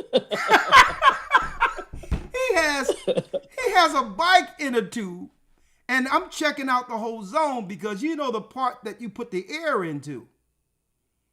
He got that at the top of the situation. So he strategically made sure the metal piece wasn't in his hand, that it wasn't rubber, that I would get a little of that metal work. And man, and I'm thinking, I'm like, man, there's many, he had to strategically think this out with all of the chastisement tools he could have found on his way to school. And he settled on this. Man, let me tell you, hey, I thank the Most High, because if it wasn't for it, I probably wouldn't have lived to the age to be able to teach where the Most High would have guided me to be where I am. Con. Okay. Con. But yeah, I mean, you know what I do. I like to illustrate things. And I was a child. I always like to look into how things work. And I'm sitting there, not only am I thinking about the whipping I'm about to receive, because yeah, he fired me up. But I got to think about, I know there was many things he could have gripped up before he came into this office. I can think right now, after taking a snapshot on my way out of the house, how many things he could have grabbed that could have been a more lenient chastisement. That's what I'm thinking. How did he come up with this one? Right? But let's get through it real quick. Hold on. And I'm going to let y'all flow. Just let me get through this. Only a couple of seconds. Kids, when I look back, who didn't really fare off very well. So, I'm grossly generalizing, but, on the other hand, I think I'm observing a trend.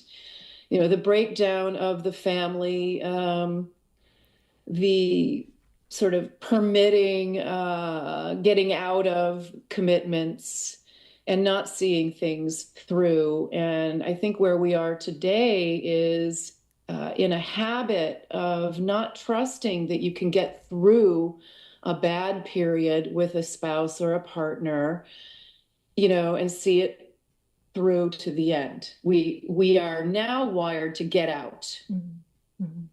And I've done that myself many times. And when I look back, I say, you know, the one marriage that I got out of, I really think I shouldn't have done that. I never really did any better. And, you know, and I made these That's another lie, to think that there's somebody that's going to come along, and not to say it doesn't happen all the time, but there's a greater chance that you'll have regret of losing that person who you know cared about you than the person you run into.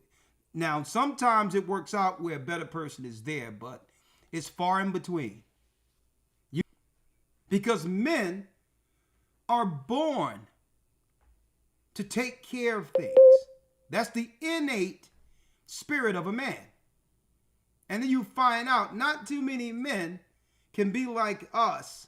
I mean, not too many men can be like the one I had, who was a provider and cared for me and my children, right?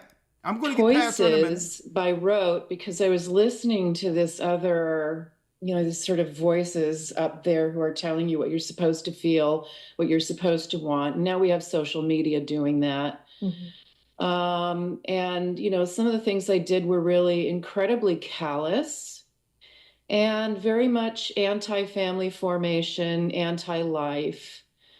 And, you know, that was the theme of the essay. It just seems that we are being guided in that direction, to move away from all of the kind of social mores that encouraged us and facilitated family formations and producing life. Well, it's quite a retrospective, and your perspective is really fascinating. And it kind of seems like everybody has to want to change that altogether, in a way, because you do hear what she say? Everyone is going to have to want to change it altogether. That means everyone is going to have to be on board and realize that they've been affected by this in order to change it. And if not, the train is going to run off a cliff. Okay? It's either we are advancing and becoming better, or regenerating and or becoming worse, which leads to hell. All right? And I'm going to talk about that solution. You have these cases of men who have trouble finding a good partner, but want that more traditional life. And this is why it's hard for a man to find a good partner. But men don't mention it. Sometimes men just settle with what they can get, because finding a virgin is almost unheard of. Okay, you can forget about trying to find a virgin. So automatically, men who even young men who want a family for themselves and an untouched woman to grow with, it's an impossibility where a man have to settle for a woman that's already been pair bonded with another man. So men settle. But she's coming here and saying, well, listen, it's time for all of us to come to a resolve together. Because it can't happen where some want to change this and others are celebrating the downfall of everyone, of all of society. That's being engineered from the top. For those who missed it, the Democrats and Republicans are working together to actually engineer this America into the ground, to the point where there's no morality left. All right? And women who want to find a good partner but have trouble finding someone, like the women on that panel discussion you were describing. A couple of them, their story was, yeah, I've been married, but my partner never wanted kids and wanted me to work. And, you know, it wasn't something I could just do, or I couldn't find a stable relationship where it felt like it would be safe to bring a kid into the world and not end up a single mom supporting my child. I didn't want that picture for myself. And so, where do we go from this point? Or maybe this is too soon in the conversation to ask next questions. Well, but it's interesting. Now, I have a professor that I'm going to bring on in a couple of weeks from Philadelphia. I'm going to have him come on here as well as in the academy. I'm working on it now because they're not just talking to be talking.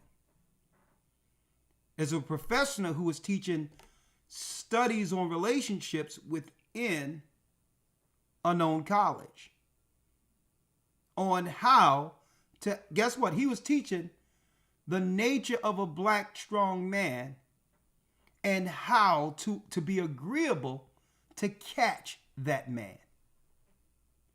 He thought that this would be a way, being a man coming up in the hood and grew to understand social dynamics, he thought this would be a way where our sisters would be lined up to learn about the men they said they were looking for.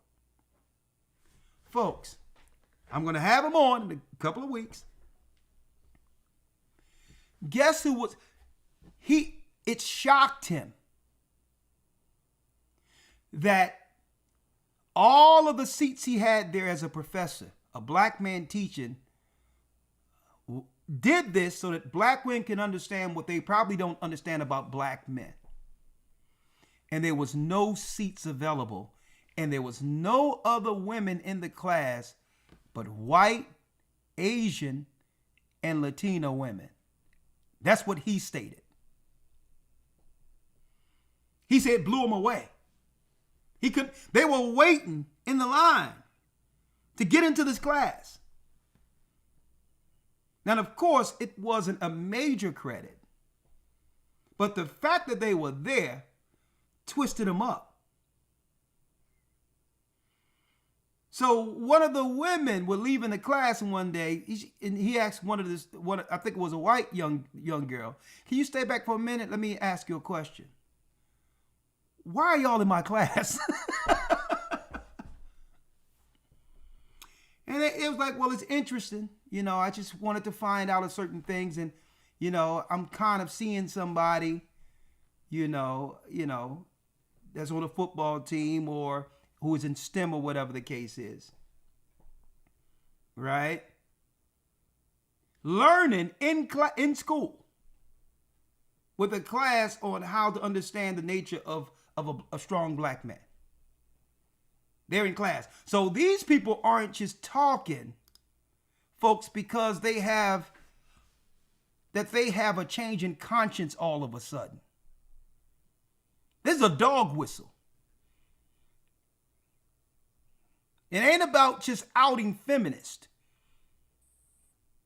They have alternatives in their little private powwows on how to get in the front of the line for the small amount of men that's left.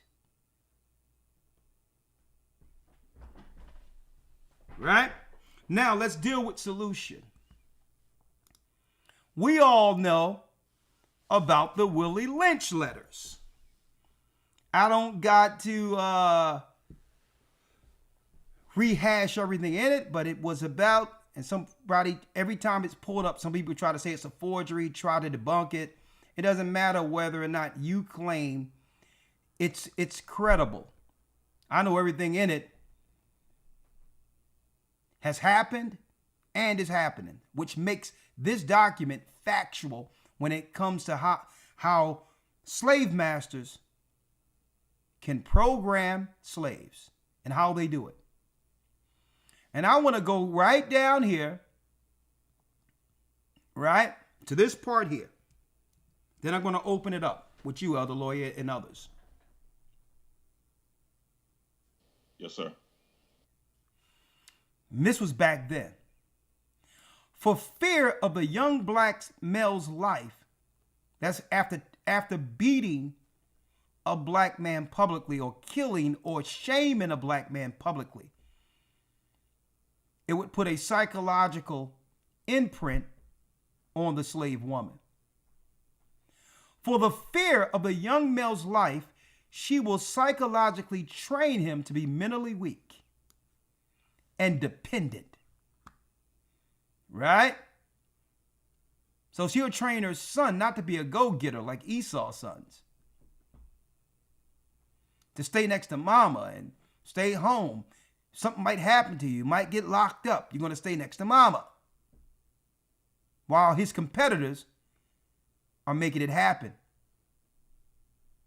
Right?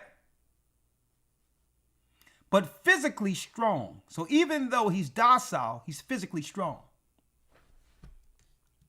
How to make a slave. Right? Let me get it here. Again. Let me read it.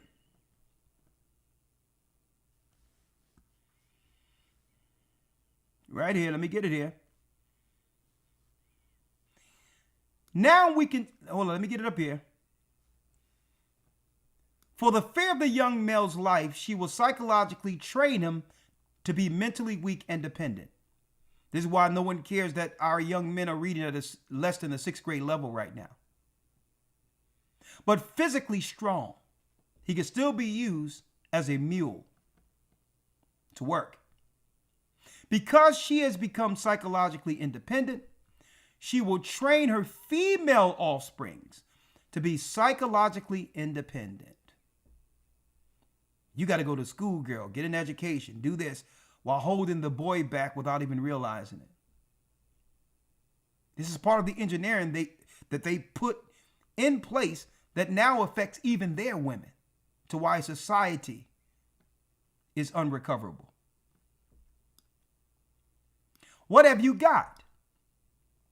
You've got, I'm going to say the black woman. I'm not going to use the N-word here. You got the black woman out front and the black man behind and scared. This is the perfect situation of sound sleep in economics. Before the breaking process, we had to be early on guard at all times. Now, we can sleep soundly, for out of frozen fear, his woman stands guard for us. We don't have to do anything. She's the guard for us in the society now. He cannot get past early slave molding process. He is a good tool, now ready to be tied to the horse at a tender age.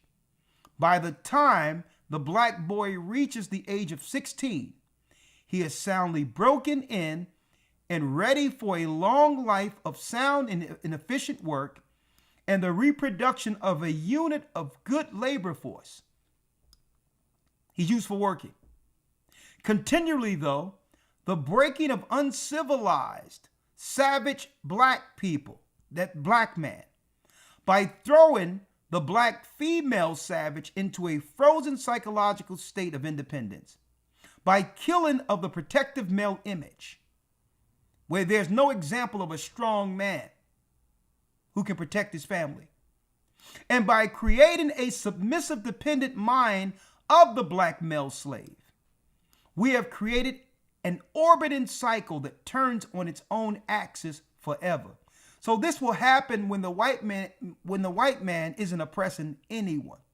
In its absence, the cycle continues. Unless what? Unless a phenomenon. Woo! So they knew there is a skeleton key for this. Unless something happens, unless there's something that's outside the laws we understand. Unless a phenomenon, and I submit, folks, the truth is that phenomenon. Unless a phenomenon occurs and it reshifts the position of male and female slaves. We show what we mean by example. Take the case of the two economic slave units and examine them closely. Folks, they were paying this guy, Willie Lynch, to to slave owners all in the West, even over in the West Indies, on how to train their slaves due to an uprising of rebellions at this time. He says, y'all doing it the wrong way. I'm going to show you how you can pay me one time and you'll never have to worry about a rebellion again. All right? Now let's talk about that phenomenon. Elders. Yes, sir. Elder, Elder Lawyer, you've been quiet, so I'm going to hand it over to you first. Yes, sir. All right. Before I go in, I was holding something. I'm not sure if you still want it out of Maccabees. Okay, let's get it out of Maccabees. Let's get it.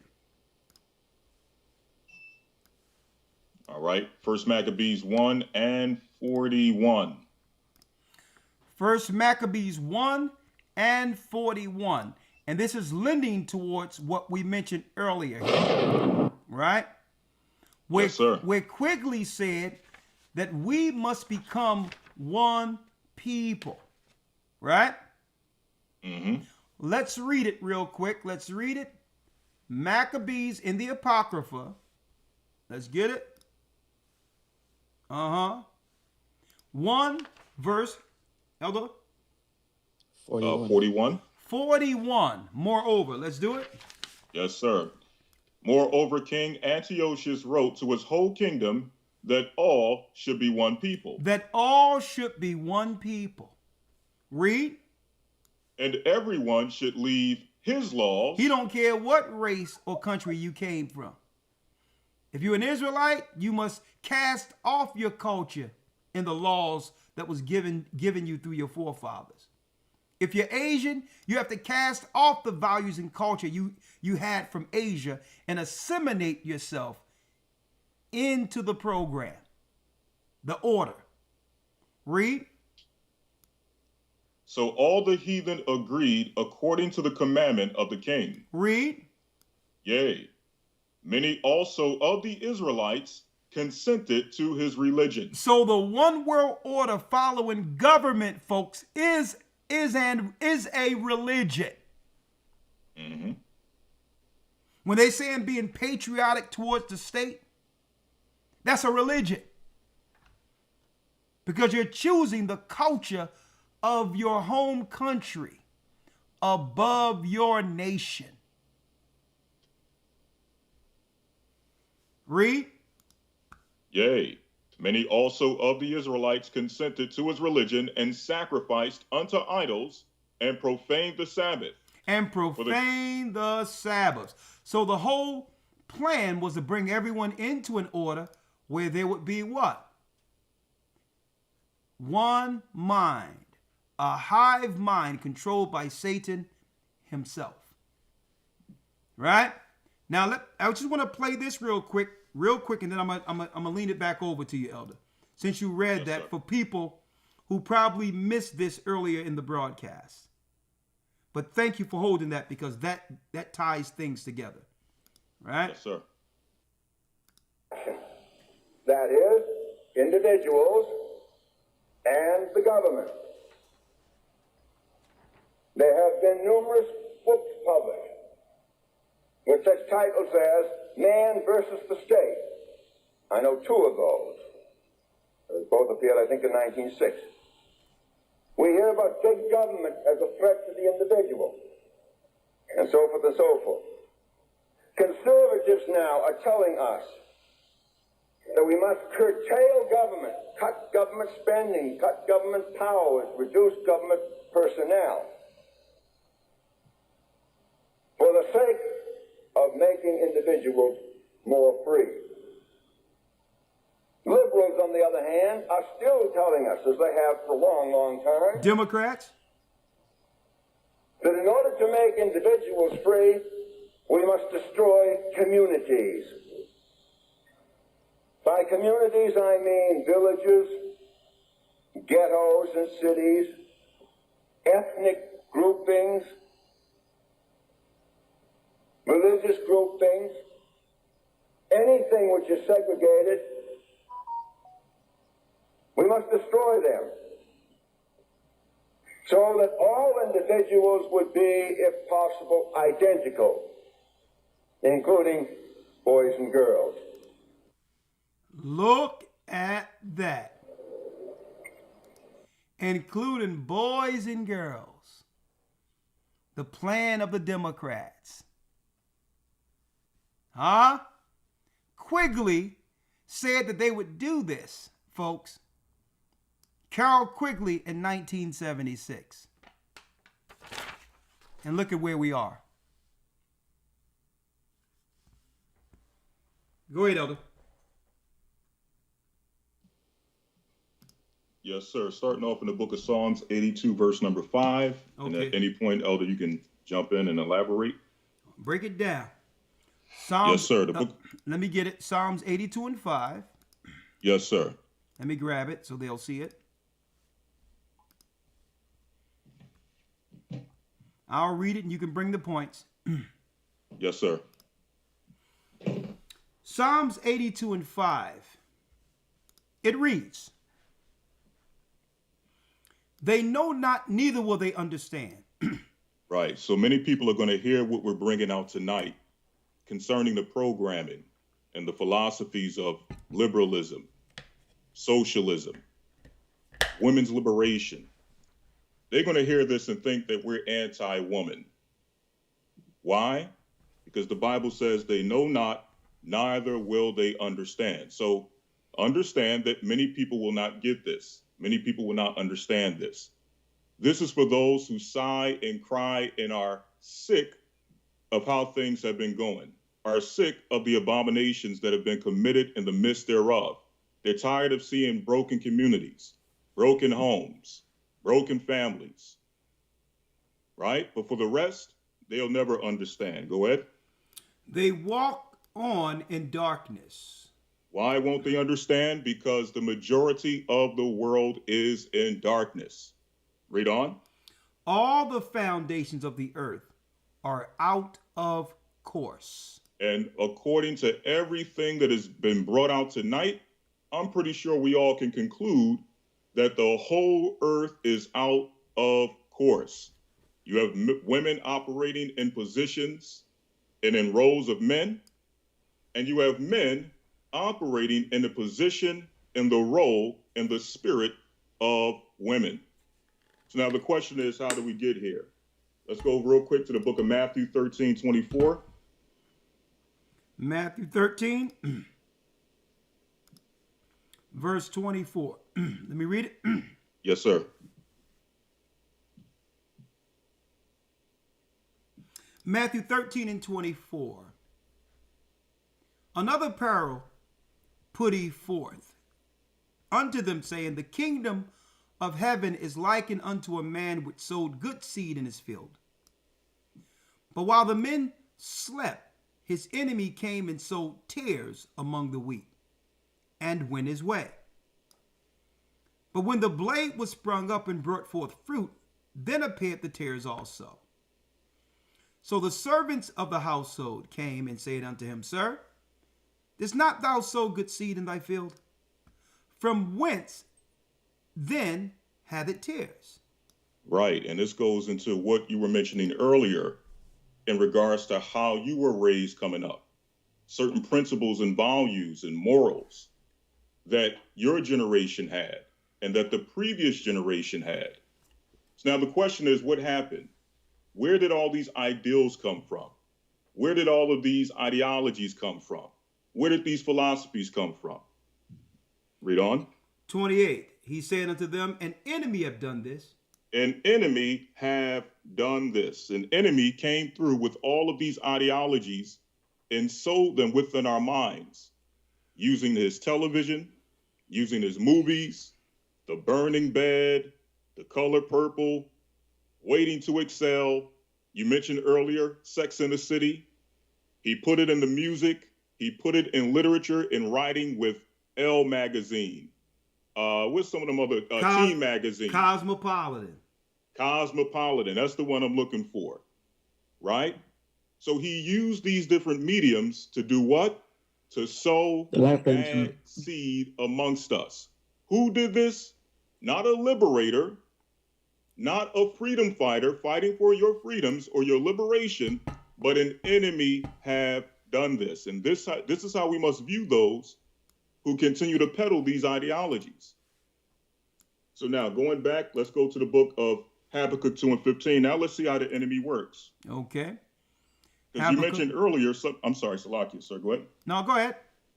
Yeah, Habakkuk 2:15. You mentioned something very key earlier about how the enemy works.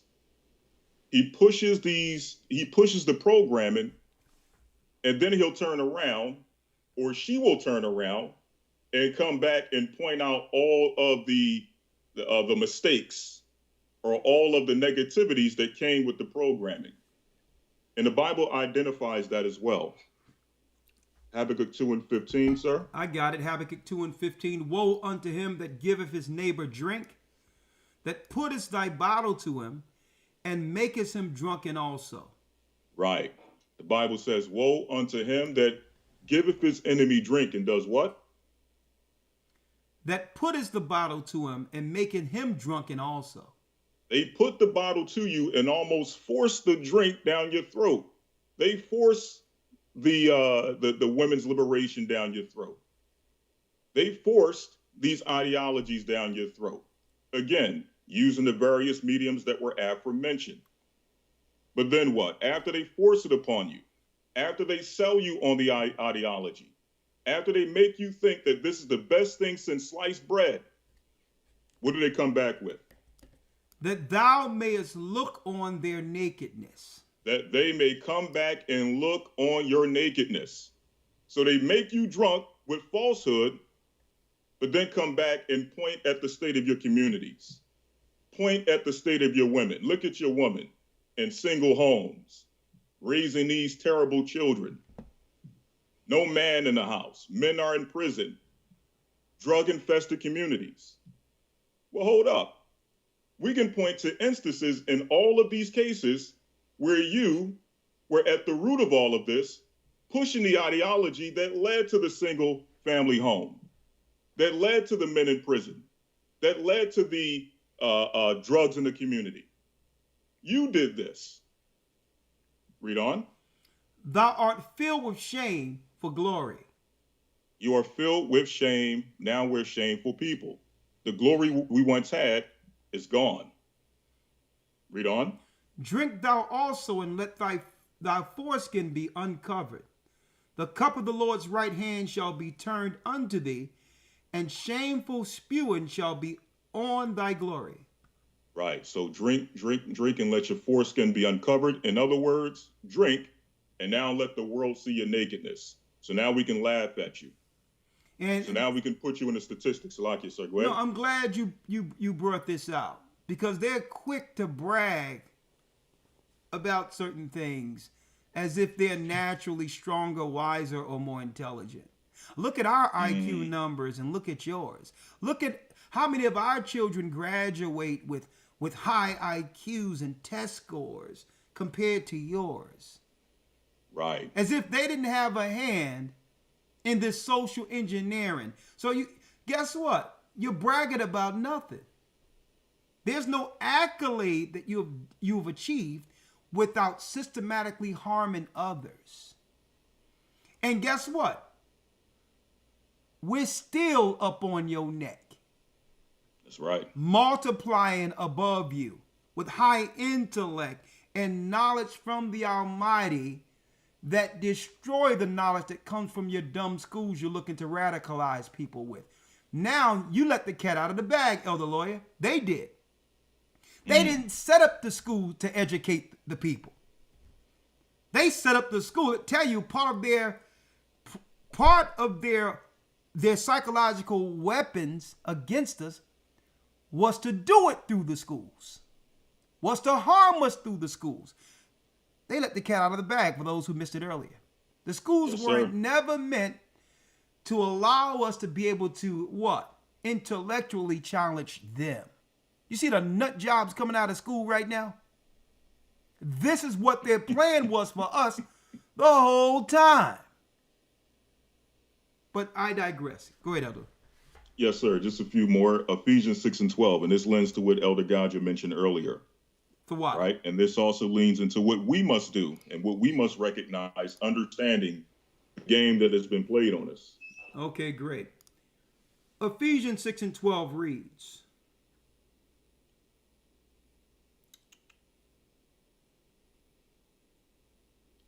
we get it here? Ephesians 6:12.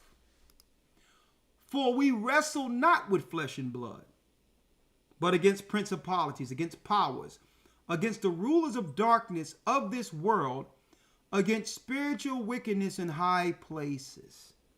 Exactly. We're not at war with each other. We're not at war with flesh and blood. As we read earlier, an enemy have come among us and sowed these philosophies among us. And if you think that this enemy is operating solely on his mental aptitude, on his intelligence, you got to be out of your mind. When they talk about how you brought this video out years ago, stating that even crack cocaine was created in a laboratory by a university out in California. I forget exactly which university that was. Yeah. But if you think somebody was just sitting around playing in a laboratory with chemicals to come up with crack cocaine, which would later totally and utterly decimate and destroy the Black community, you got to be out of your mind. It's spirits driving and working with these people so that they can operate and be calculating decades in advance, centuries in advance. That was Carol Quigley. What was that, 1976? 1976, Carol Quigley. 1976, speaking about the blow by blow, what it would take to actually destroy and decimate any level of what they call tribalism or community or family. So they're way in front of the ball when it comes to this understanding on how to operate from one generation to the next. And again, this is not by chance. This is not just intellect or human mental aptitude. They are being led by spirits that are at war with us. Again, we're not at war with each other. We have to recognize who the true enemy is. 1 Corinthians 8:2, Salakia, sir. Okay, 1 Corinthians 8:2, let me grab that. 1 Corinthians 8, verse 2 reads, and if any man think that he knoweth anything, he knoweth nothing yet as he ought to know. Right. So understand that we don't know anything. We've all failed and come short of what it is to be a mothers, fathers, husbands, wives, families, communities. So once we come to that humbling point to understand that we've all fallen short, now we can start to rebuild on a sure, strong foundation. The Bible says we must become babes again. We must relearn what it actually means to be family, what it means to be a community, what it means to be a nation. All of that has to be relearned and retaught. The Most High also says that we must acknowledge our iniquity and that we have walked contrary to him. We've walked contrary to the principles and the morals and the values that preceded us, where family was able to stay together, even though things were not perfect, even though we didn't have everything, even though there were, as with anything, idiosyncrasies, but still we were together. Still we had family. Still we had community. We got to get back to that. And with that, I rest my case. Well, I'm glad you mentioned that, and you said if you think man came up with this alone, you're out of your mind. And that brings me to mind what was written in the book of Jasher when the fallen angels began to teach women. It was a potion they would give the women that would stop them from having babies in their course. That means when they're ovulating and all these others and getting ready at a time to be able to produce, the potion stopped them from having children. Right. Birth control. So that goes to the point where this is some old science that they're utilizing through birth control that was pre-flood. It even led to the Most High destroying the earth through a flood. They were doing this before the flood, giving women a potion to take so they couldn't have children to keep their shape. That's in the book of Jasher. So how do you turn a woman into the mind of a man? Well, you make it where she can choose not to have children to compete with men in the workforce. And that has consequences, because that's dealing with all types of that. Now that's coming out with white papers, the psychological effects it have had on women who've taken birth control that they didn't tell people. Right. And guess what? This is not blaming women, which is showing you what they injected in our society to turn things upside down. But now let's talk of solution. Gaja, you have anything before I bring what I have to yes, bring forth? Just real quick. No, take your time. Go on. I'm gonna let you on. There you go. I know you've been waiting. There you go. Go for it. Do it. All right, man. Elder Lawyer, can you just pull up what I sent you for, in the book of Adam and Eve real quick, please? Gone. Absolutely. The water. All right. The 6th chapter. Yes, sir. All right. We're in the book of Adam and Eve, chapter 6, verse 1. And Adam said to Eve, "Thou canst not do so much as I, but do only so much as thou hast strength for." So just about jump on what's going on here, brothers and sisters. Adam and Eve. Adam is going to do a fast, and he's instructing Eve what to do. His fast is going to be longer than hers because he's saying she can't do what he's doing. Keep reading, please. Done. For I will spend 40 days fasting, but do thou arise and go to the river Tigris and lift up a stone and stand on it in the water upon or up to thy neck in the deep of the river. Go ahead. And let no speech proceed out of thy mouth, since we are unworthy to address the Lord. So Adam is saying to Eve, don't say anything. Sorry, Elder. Adam is saying, don't say anything. Go and fast. Go into the water, into the river Tigris. Stand up on a stone and keep your mouth closed. Keep reading. For our lips are unclean from the unlawful and forbidden tree. And do thou stand in the water of the river 37 days. But I will spend 40 days in the water of Jordan. Perchance the Lord God will take pity upon us. Come on. Chapter 7, verse 1. And Eve walked to the river Tigris and did as Adam had told her. Likewise, Adam walked to the river Jordan and stood on a stone up to his neck in the water. And Adam said, I tell thee, water of Jordan, grieve with me, and assemble to me all swimming creatures which are in thee, and let them surround me. I just stop right there. Just highlighting something here, sir. Adam had full dominion of the earth, full control of it. He told the waters to stop moving and commanded the animals to come grieve with him. Adam had full dominion of the earth. That's what we have. Full. That's what we are supposed to have. Full dominion. Keep reading, please. Mm-hmm. Not for themselves, let them lament, but for me. For it is not they that have sinned, but I. Forthwith all living things came and surrounded him, and from that hour the water of Jordan stood still, and its current was stayed. Go ahead. Hold up. I want to say, you see, even though Eve took of the fruit, Adam took responsibility. Mm-hmm. You see that? Even though Eve partook of the fruit and gave it to Adam, he took responsibility. He's a man. That's a man. Take responsibility. That's a man. That's a man. Mm-hmm. Go ahead, Elder. Gone. Chapter 9, verse 1. And 18 days passed by. Then Satan was wroth and transformed himself into the brightness of angels.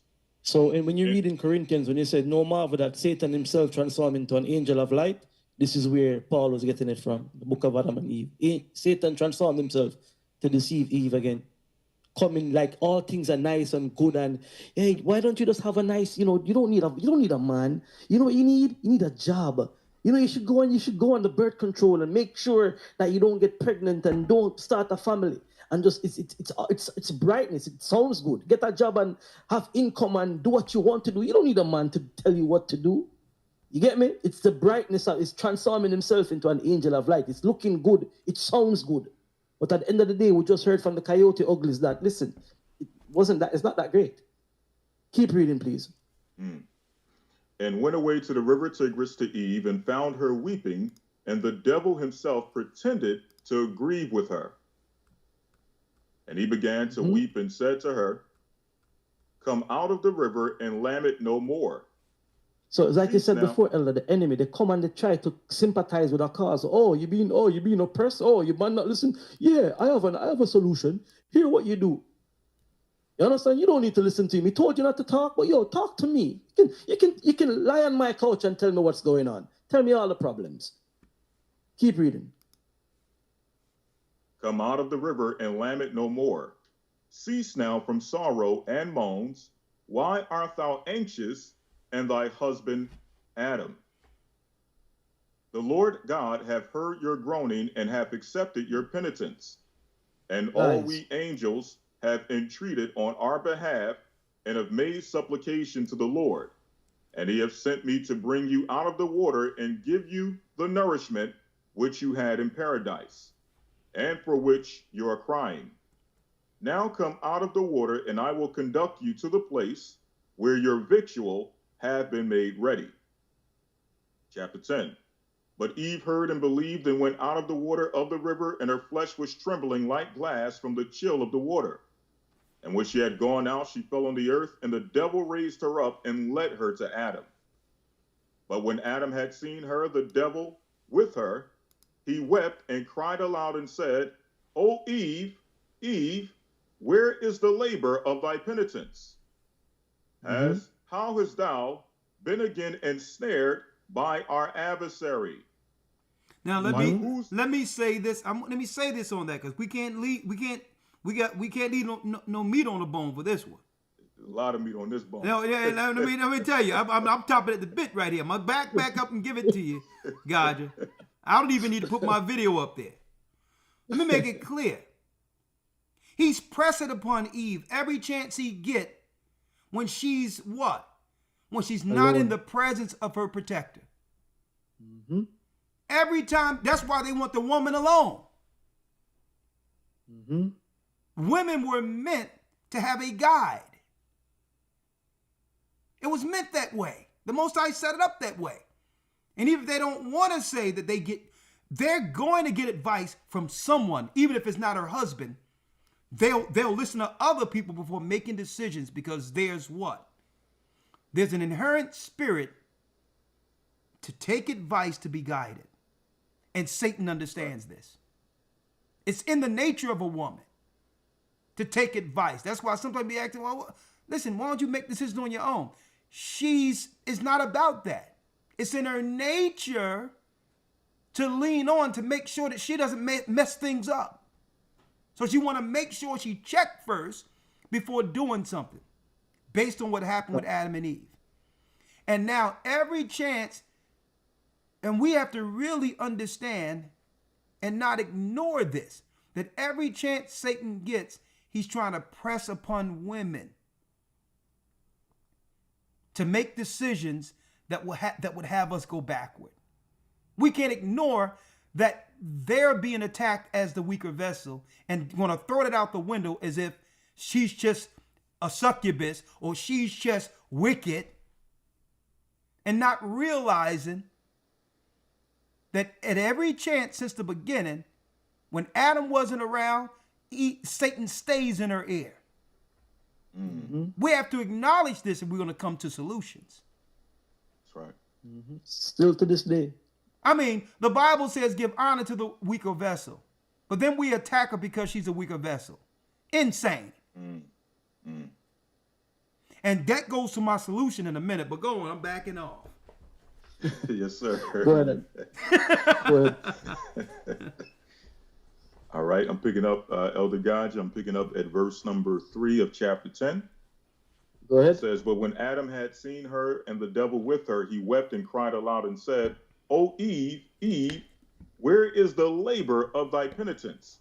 How hast thou been again ensnared by our adversary, by whose means we have been estranged from our abode in paradise in spiritual joy?" 11. And when she heard this, Eve understood that it was the devil who had persuaded her to go out of the river. So Eve realized right away that she been tricked here. You get me?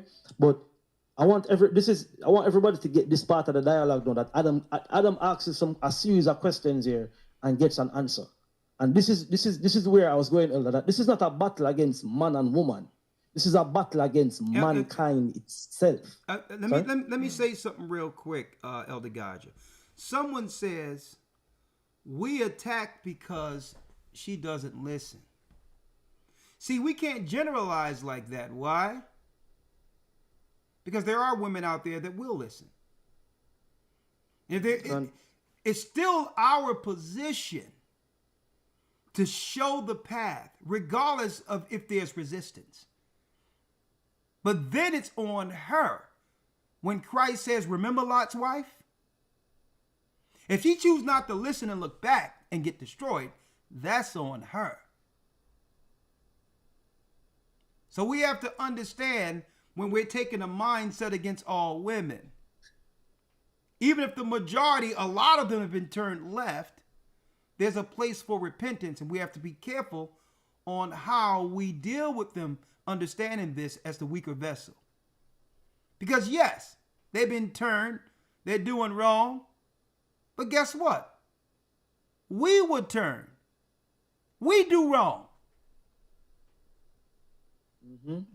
So these continued finger points is not going to bring a solution. So when I say attack a woman for being the weaker vessel, there's something we can do. And that's what I'm going to talk about at the very end of it. And let's see if men are willing to do this. Go on. Okay. But go on. Let me back out now for the last time. Go ahead, let's pick it up, please. Yes, sir. Verse number 2. In fact, verse 1, Salaki, chapter 11, verse 1. "And when she heard this, Eve understood that it was the devil who had persuaded her to go out of the river, and she fell on her face in the earth, and her sorrow and groaning and wailing was redoubled. And she cried out and said, Woe unto thee, thou devil! Why dost thou attack us for no cause? What hast thou to do with us, that we have done to thee? For thou pursuest us with why are you attacking us? What have we done? And this is it. There's a battle, it's a battle against the creation. It's a battle against Adam and Eve. Battle against this is a battle, a war going on from a demon at the highest level. So you say, we're wrestling out with flesh and blood. We're dealing with the highest of them all, the Beelzebub, the prince. That's what we're dealing with. Listen to his response. Listen to the psychopath. Read. Have we taken away the glory, or thy glory, and caused thee to be without honor? Why dost thou harry us, thou enemy, and persecute us to the death and wickedness and envy? Chapter 12. And with a heavy sigh, the devil spake, O Adam, all my hostility... The devil like, what are you talking about? Listen to the psychopath. And you remember we talked about accepting blame before, or Adam owned up to this? Listen to what this demon is saying. Check this out. Read.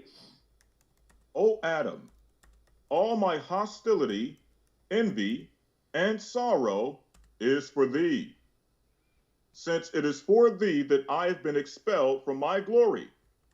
So he's blaming Adam that why he's being expelled. But what did Adam do? Listen to this. Read. Which I possessed in the heavens, in the midst of the angels, and for thee was I cast out in the earth. Adam answered, What dost thou tell me? What have I done to thee, or what is my fault against thee, seeing that thou hast received no harm or injury from us? Why dost thou pursue us? 13. And the devil replied, Adam, what dost thou tell me? It is for thy sake that I've been hurled from that place. When thou wast formed, I was hurled out of the presence of God and banished from the company of the angels.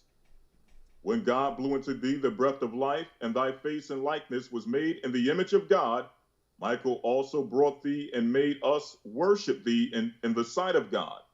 And So the devil saying, listen, check it, sorry. The devil saying, listen, Michael brought us and made us worship before you. Michael said, yo, the Most High said, bow down before my image, which is Adam. That's what they were commanded to do. Now this psychopath, read, sorry. It says, here is Adam. I have made thee in our image and likeness. And Michael went out and called all the angels, saying, worship the image of God as the Lord God hath commanded. And Michael himself worshiped first. Then he called me and said, worship the image of God the Lord. And I answered, I have no need to worship Adam. And since Michael kept urging me to worship, I said to him, why dost thou urge me? I will not worship an inferior and younger being than I.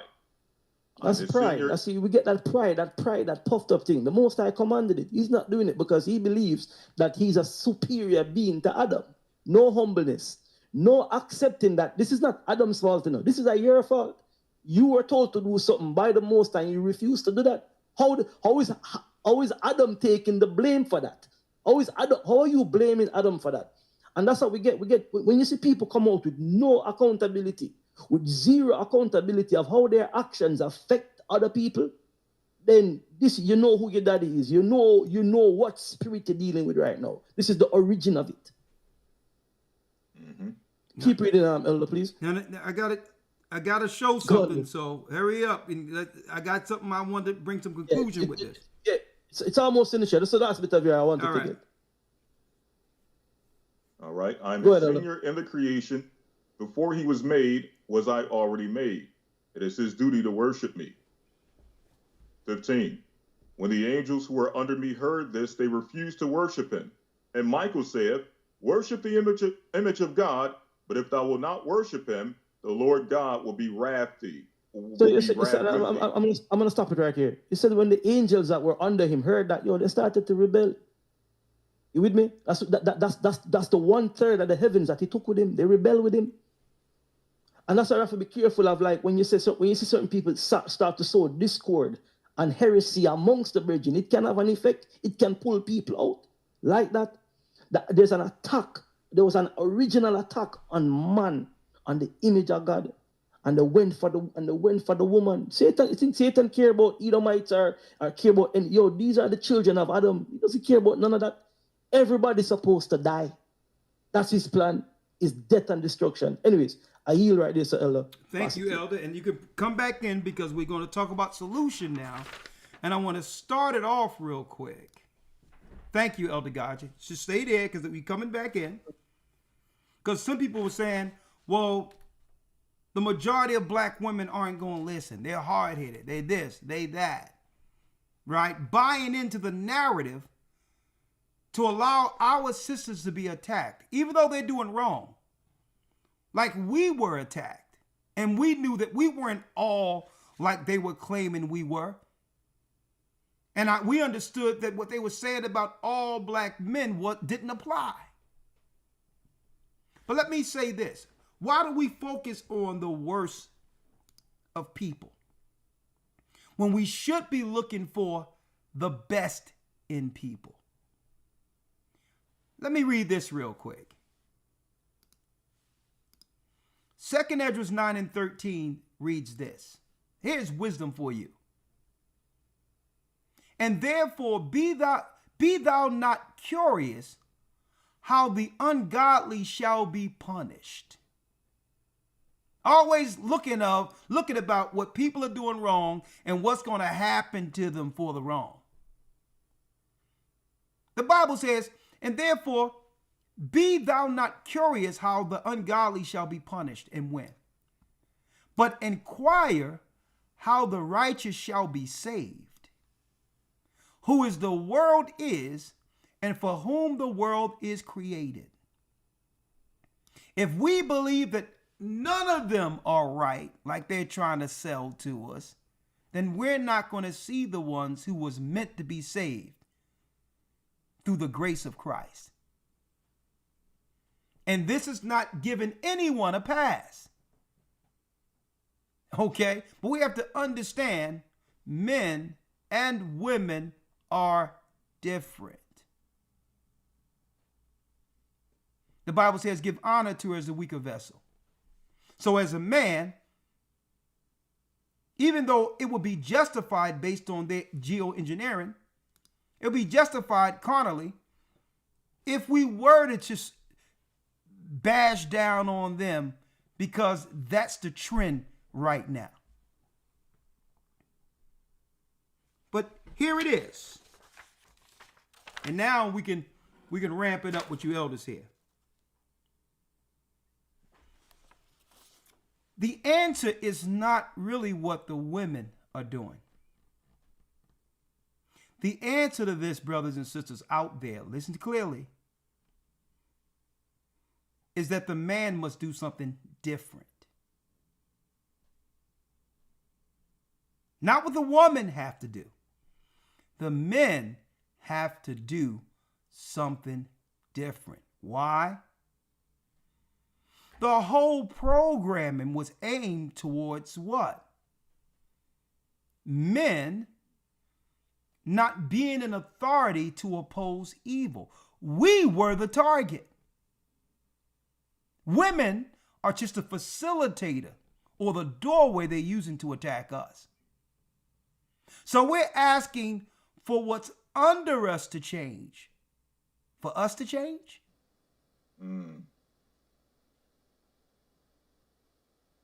That means if we do something different, women have a choice to get along, get on this ark and be saved, or drown. The phenomenon has happened. The Willie Lynch curse has been broken. We know who we are. So us waiting for the woman to change is ridiculous. That's out of course. When I'm going to be right when she's right. You're out of your mind. We were the aim from the beginning. We were attacked by Satan through her because we're the threat. And we're waiting for a weaker vessel to change for us to change? Now let's talk about it.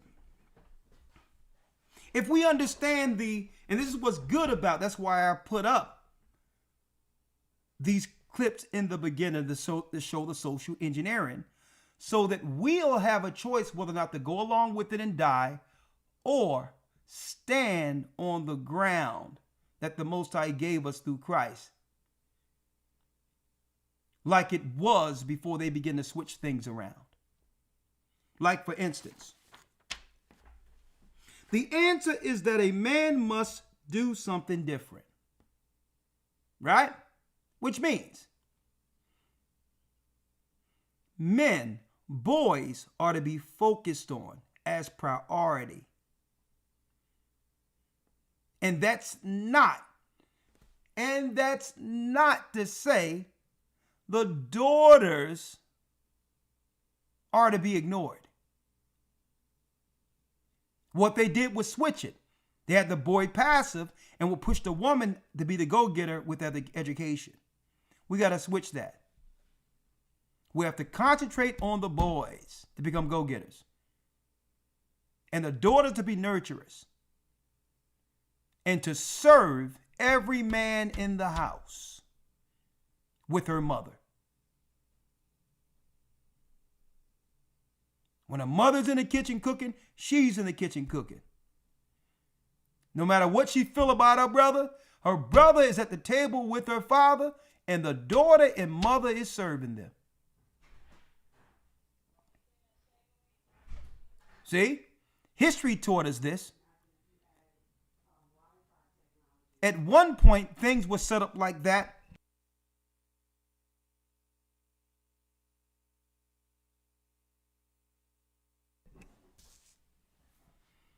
At one time, things were set up like this. Why? Because the women understood in ancient times they had to feed the men and the boys, because the boys had to grow to protect what was coming through those doors. So in our current society, in which they're after the industrial age, where they have civilized everything, people forgot the reason there was order. Women knew to feed the boys because you wouldn't live too long if the boys in your house wasn't fed and ready for war. That has to switch around. That's number one. Number two, women would change overnight if men weren't what? Incentivizing their folly and funding foolishness. If men decided not to put a dime into OnlyFans, OnlyFans would shut down by tomorrow and the stock would crash through the floor.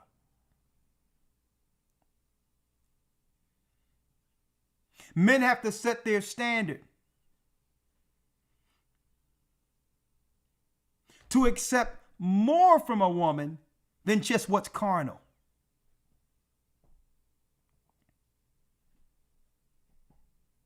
The carnality is fleeting. That doesn't last. You have to expect more from a woman than what you can get carnally laying with her. And you have to set a standard, which means when you meet a woman, you got to come with the goals of what's to be expected from her. She don't call the shots. You are bringing the program. And if she don't want to get with the program, she's just not the one. There's nothing wrong with her. She's not rebellious. She's not nothing. She's not nothing negative. All these black women, nah. She don't deserve you. So she can find somebody or hope to find someone in a world of loneliness that'll care about her and guide her through this trouble. You're setting the standard. And it's not just because she don't want to get with me, oh my God, something is wrong, these black women. Nah, you don't want to follow me. I'm not fighting you anyway. I don't need to bring a fighter in my house and protect you and to protect everything. Listen, if you want to fight your own protection, hey, shalom, peace. And men got to get out of this thing of thinking it's okay to lay in places that women have provided for them. Whoever provide the home is the breadwinner. That takes the pride from a man when he have to lay up living in someone else's house and the house is in the woman's name. That's emasculating. What was your goal? Your goal is to have what? Your family, including your woman, depend on you. And then if you can have your name on there and put her name on it. This is how you flip this thing around. Now I know society has shaped it where the benefits is really like, it's more beneficial financially long term if we are to deal with it the other way. So I understand if men is still being respected in a home where it's public housing, it's in the woman's name and all these others. But the goal in that house is to put a timeline on how long we're going to be here before you're living in my home with my name on it. Okay? So we'll deal with this right now, but understand, I'm uncomfortable. I'm uncomfortable as a man. Where I have to deal with instability if you get upset and now I got to leave because the house belongs to you. That's emasculating. So I got to get out of anything that compromised me with a woman to counter the what? To counter the engineering that they did to switch roles. I have a set of standard according to the Almighty God. And I have to walk according to it so I can set that standard for everyone else who will be raised in this home. And I'm going to tell you, men, what I'm saying doesn't have nothing to do with women. Once you began to turn the course the other way, you're going to find the Most High standing face to face with you saying, now it's time. Adam is standing on 2 feet right now, next to me like I intended it from the beginning, to guide the family. That's how it works. You can't live under subjugation. Even the scriptures and the wisdom scriptures tell you not to give your strength to someone who's weaker than you. These Satanists read the scriptures and understood how they can drive the whole world into mental illness by changing the roles from either side and just allowing it to work by itself. And we're crazy. You can't blame the white man or anyone else.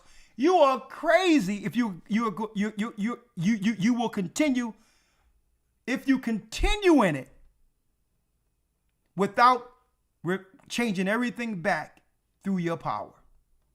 You're crazy. Everything I just stated have nothing to do with a woman. So if the women are doing all these crazy things out there, right?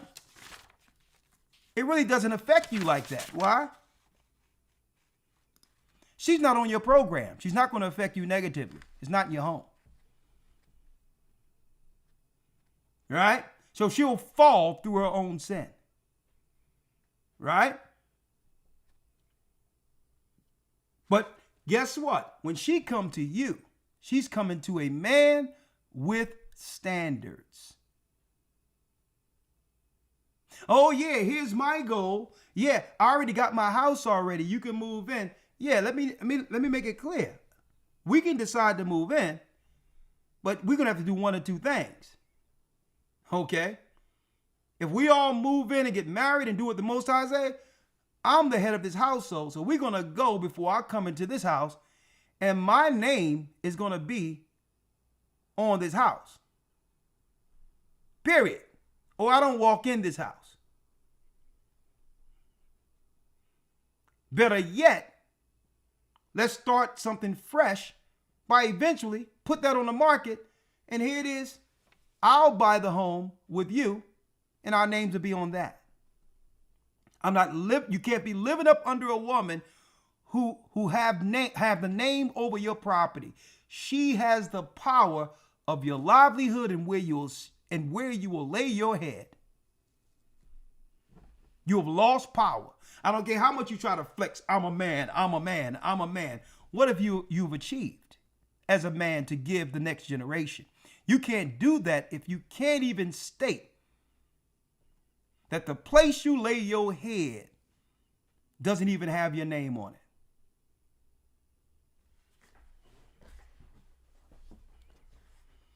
So everything I just stated doesn't have anything to do with a woman, because a woman that doesn't want to do right, it has no effect on a man of the Most High with standards.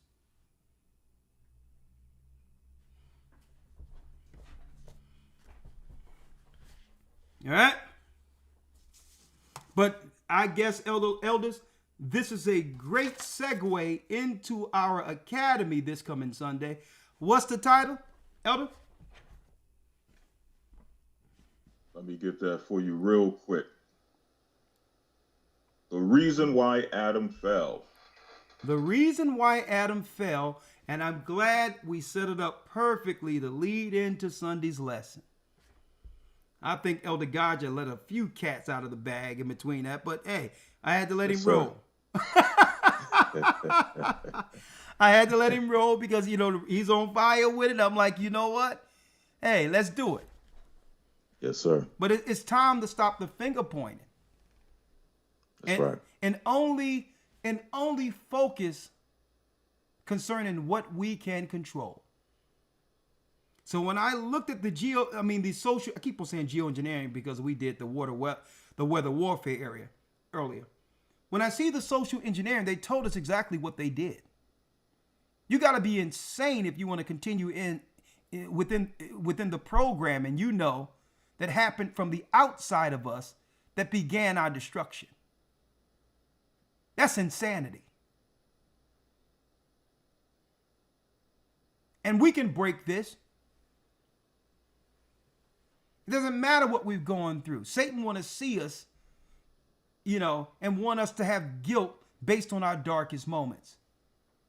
You have women who dealt with lesbian and all these other stuff and believe, okay, this is who I am, that I can't change my nature. That's the devil lying to you. That's the devil lying to you, making you believe that what you've become through hurt and all that is your true nature. When you know part of the sickness and what you struggle with mental-wise is the fact that you're fighting against the nature. You want to be loved like a woman by a man. You want to be cared for. You want to be protected. And you're using this tough, hard austerity to hide the little girl that was hurt. And Christ is saying, well, listen, nah, that ain't who you are. You can have that. They socially engineered you into believing you were supposed to be hard. You're supposed to do this. And Christ is letting you know it doesn't matter if you sin in the past. You can change and still have that and have peace of mind to get over the mental illnesses they have placed on us through social engineering.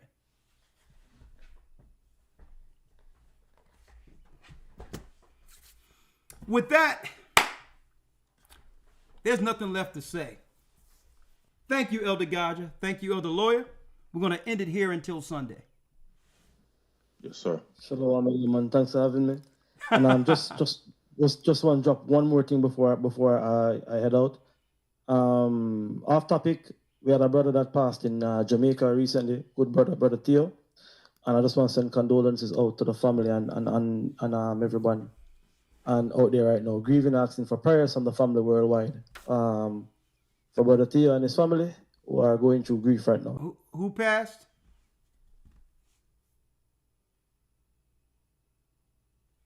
Gaja. Yes, sir. Who passed? Did you lose me this? Yeah, go on. Who passed? Oh, a brother from Jamaica, Brother Theo, passed on Sunday. How old was he? So just, tell us, like 40 years old. He got my deepest condolences. My deepest condolences. From what? He had a heart problem. He had a heart condition. He had a stroke, heart attack last year, and I don't think he recovered from it. You get me? Okay. Did he come in initially baptized with the issue? Yes, he was. Yes, he had the issue. It was a condition from before. Yeah. Okay. Well, let me tell you. Give the family our deepest condolences and whatever we can do to send out whatever help the family. Let them know that we're here to help them in every area needed, okay? And I'll reach out. Yes, sir. Will do. Also, that's it, man. Yeah. Sorry. Go ahead. No, man. That was it. I was just saying that. I just wanted to just mention that real quick. You get me? Okay. And I want to also say that our prayers go out to Dr. Goodman, who've done so much great work to help our people with the herbs for health. Unfortunately, earlier this week he lost his wife. It's a tough time right now.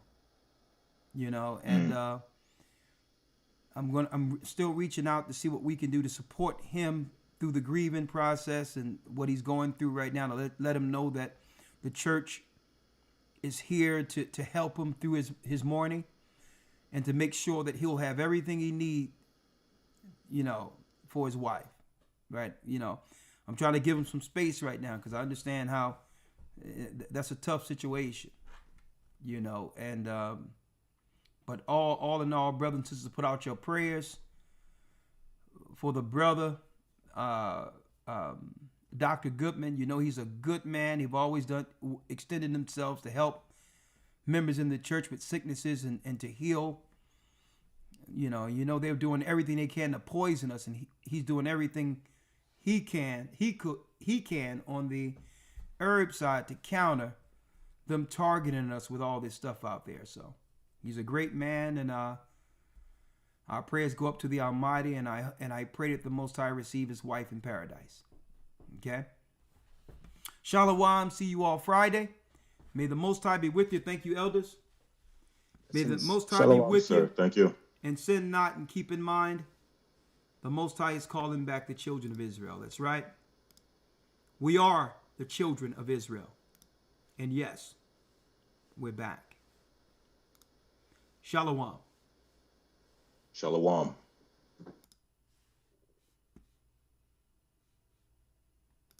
In the belly of these great ships we traveled in fear. By the rivers of Babylon we found our brothers here. Gather us in Colombia, Reuben from Australia, Issachar, the Mexicans, is gathering Israel, Judah, the Negroes, Benjamin, the West Indians, Levi, the Haitians, is gathering Israel.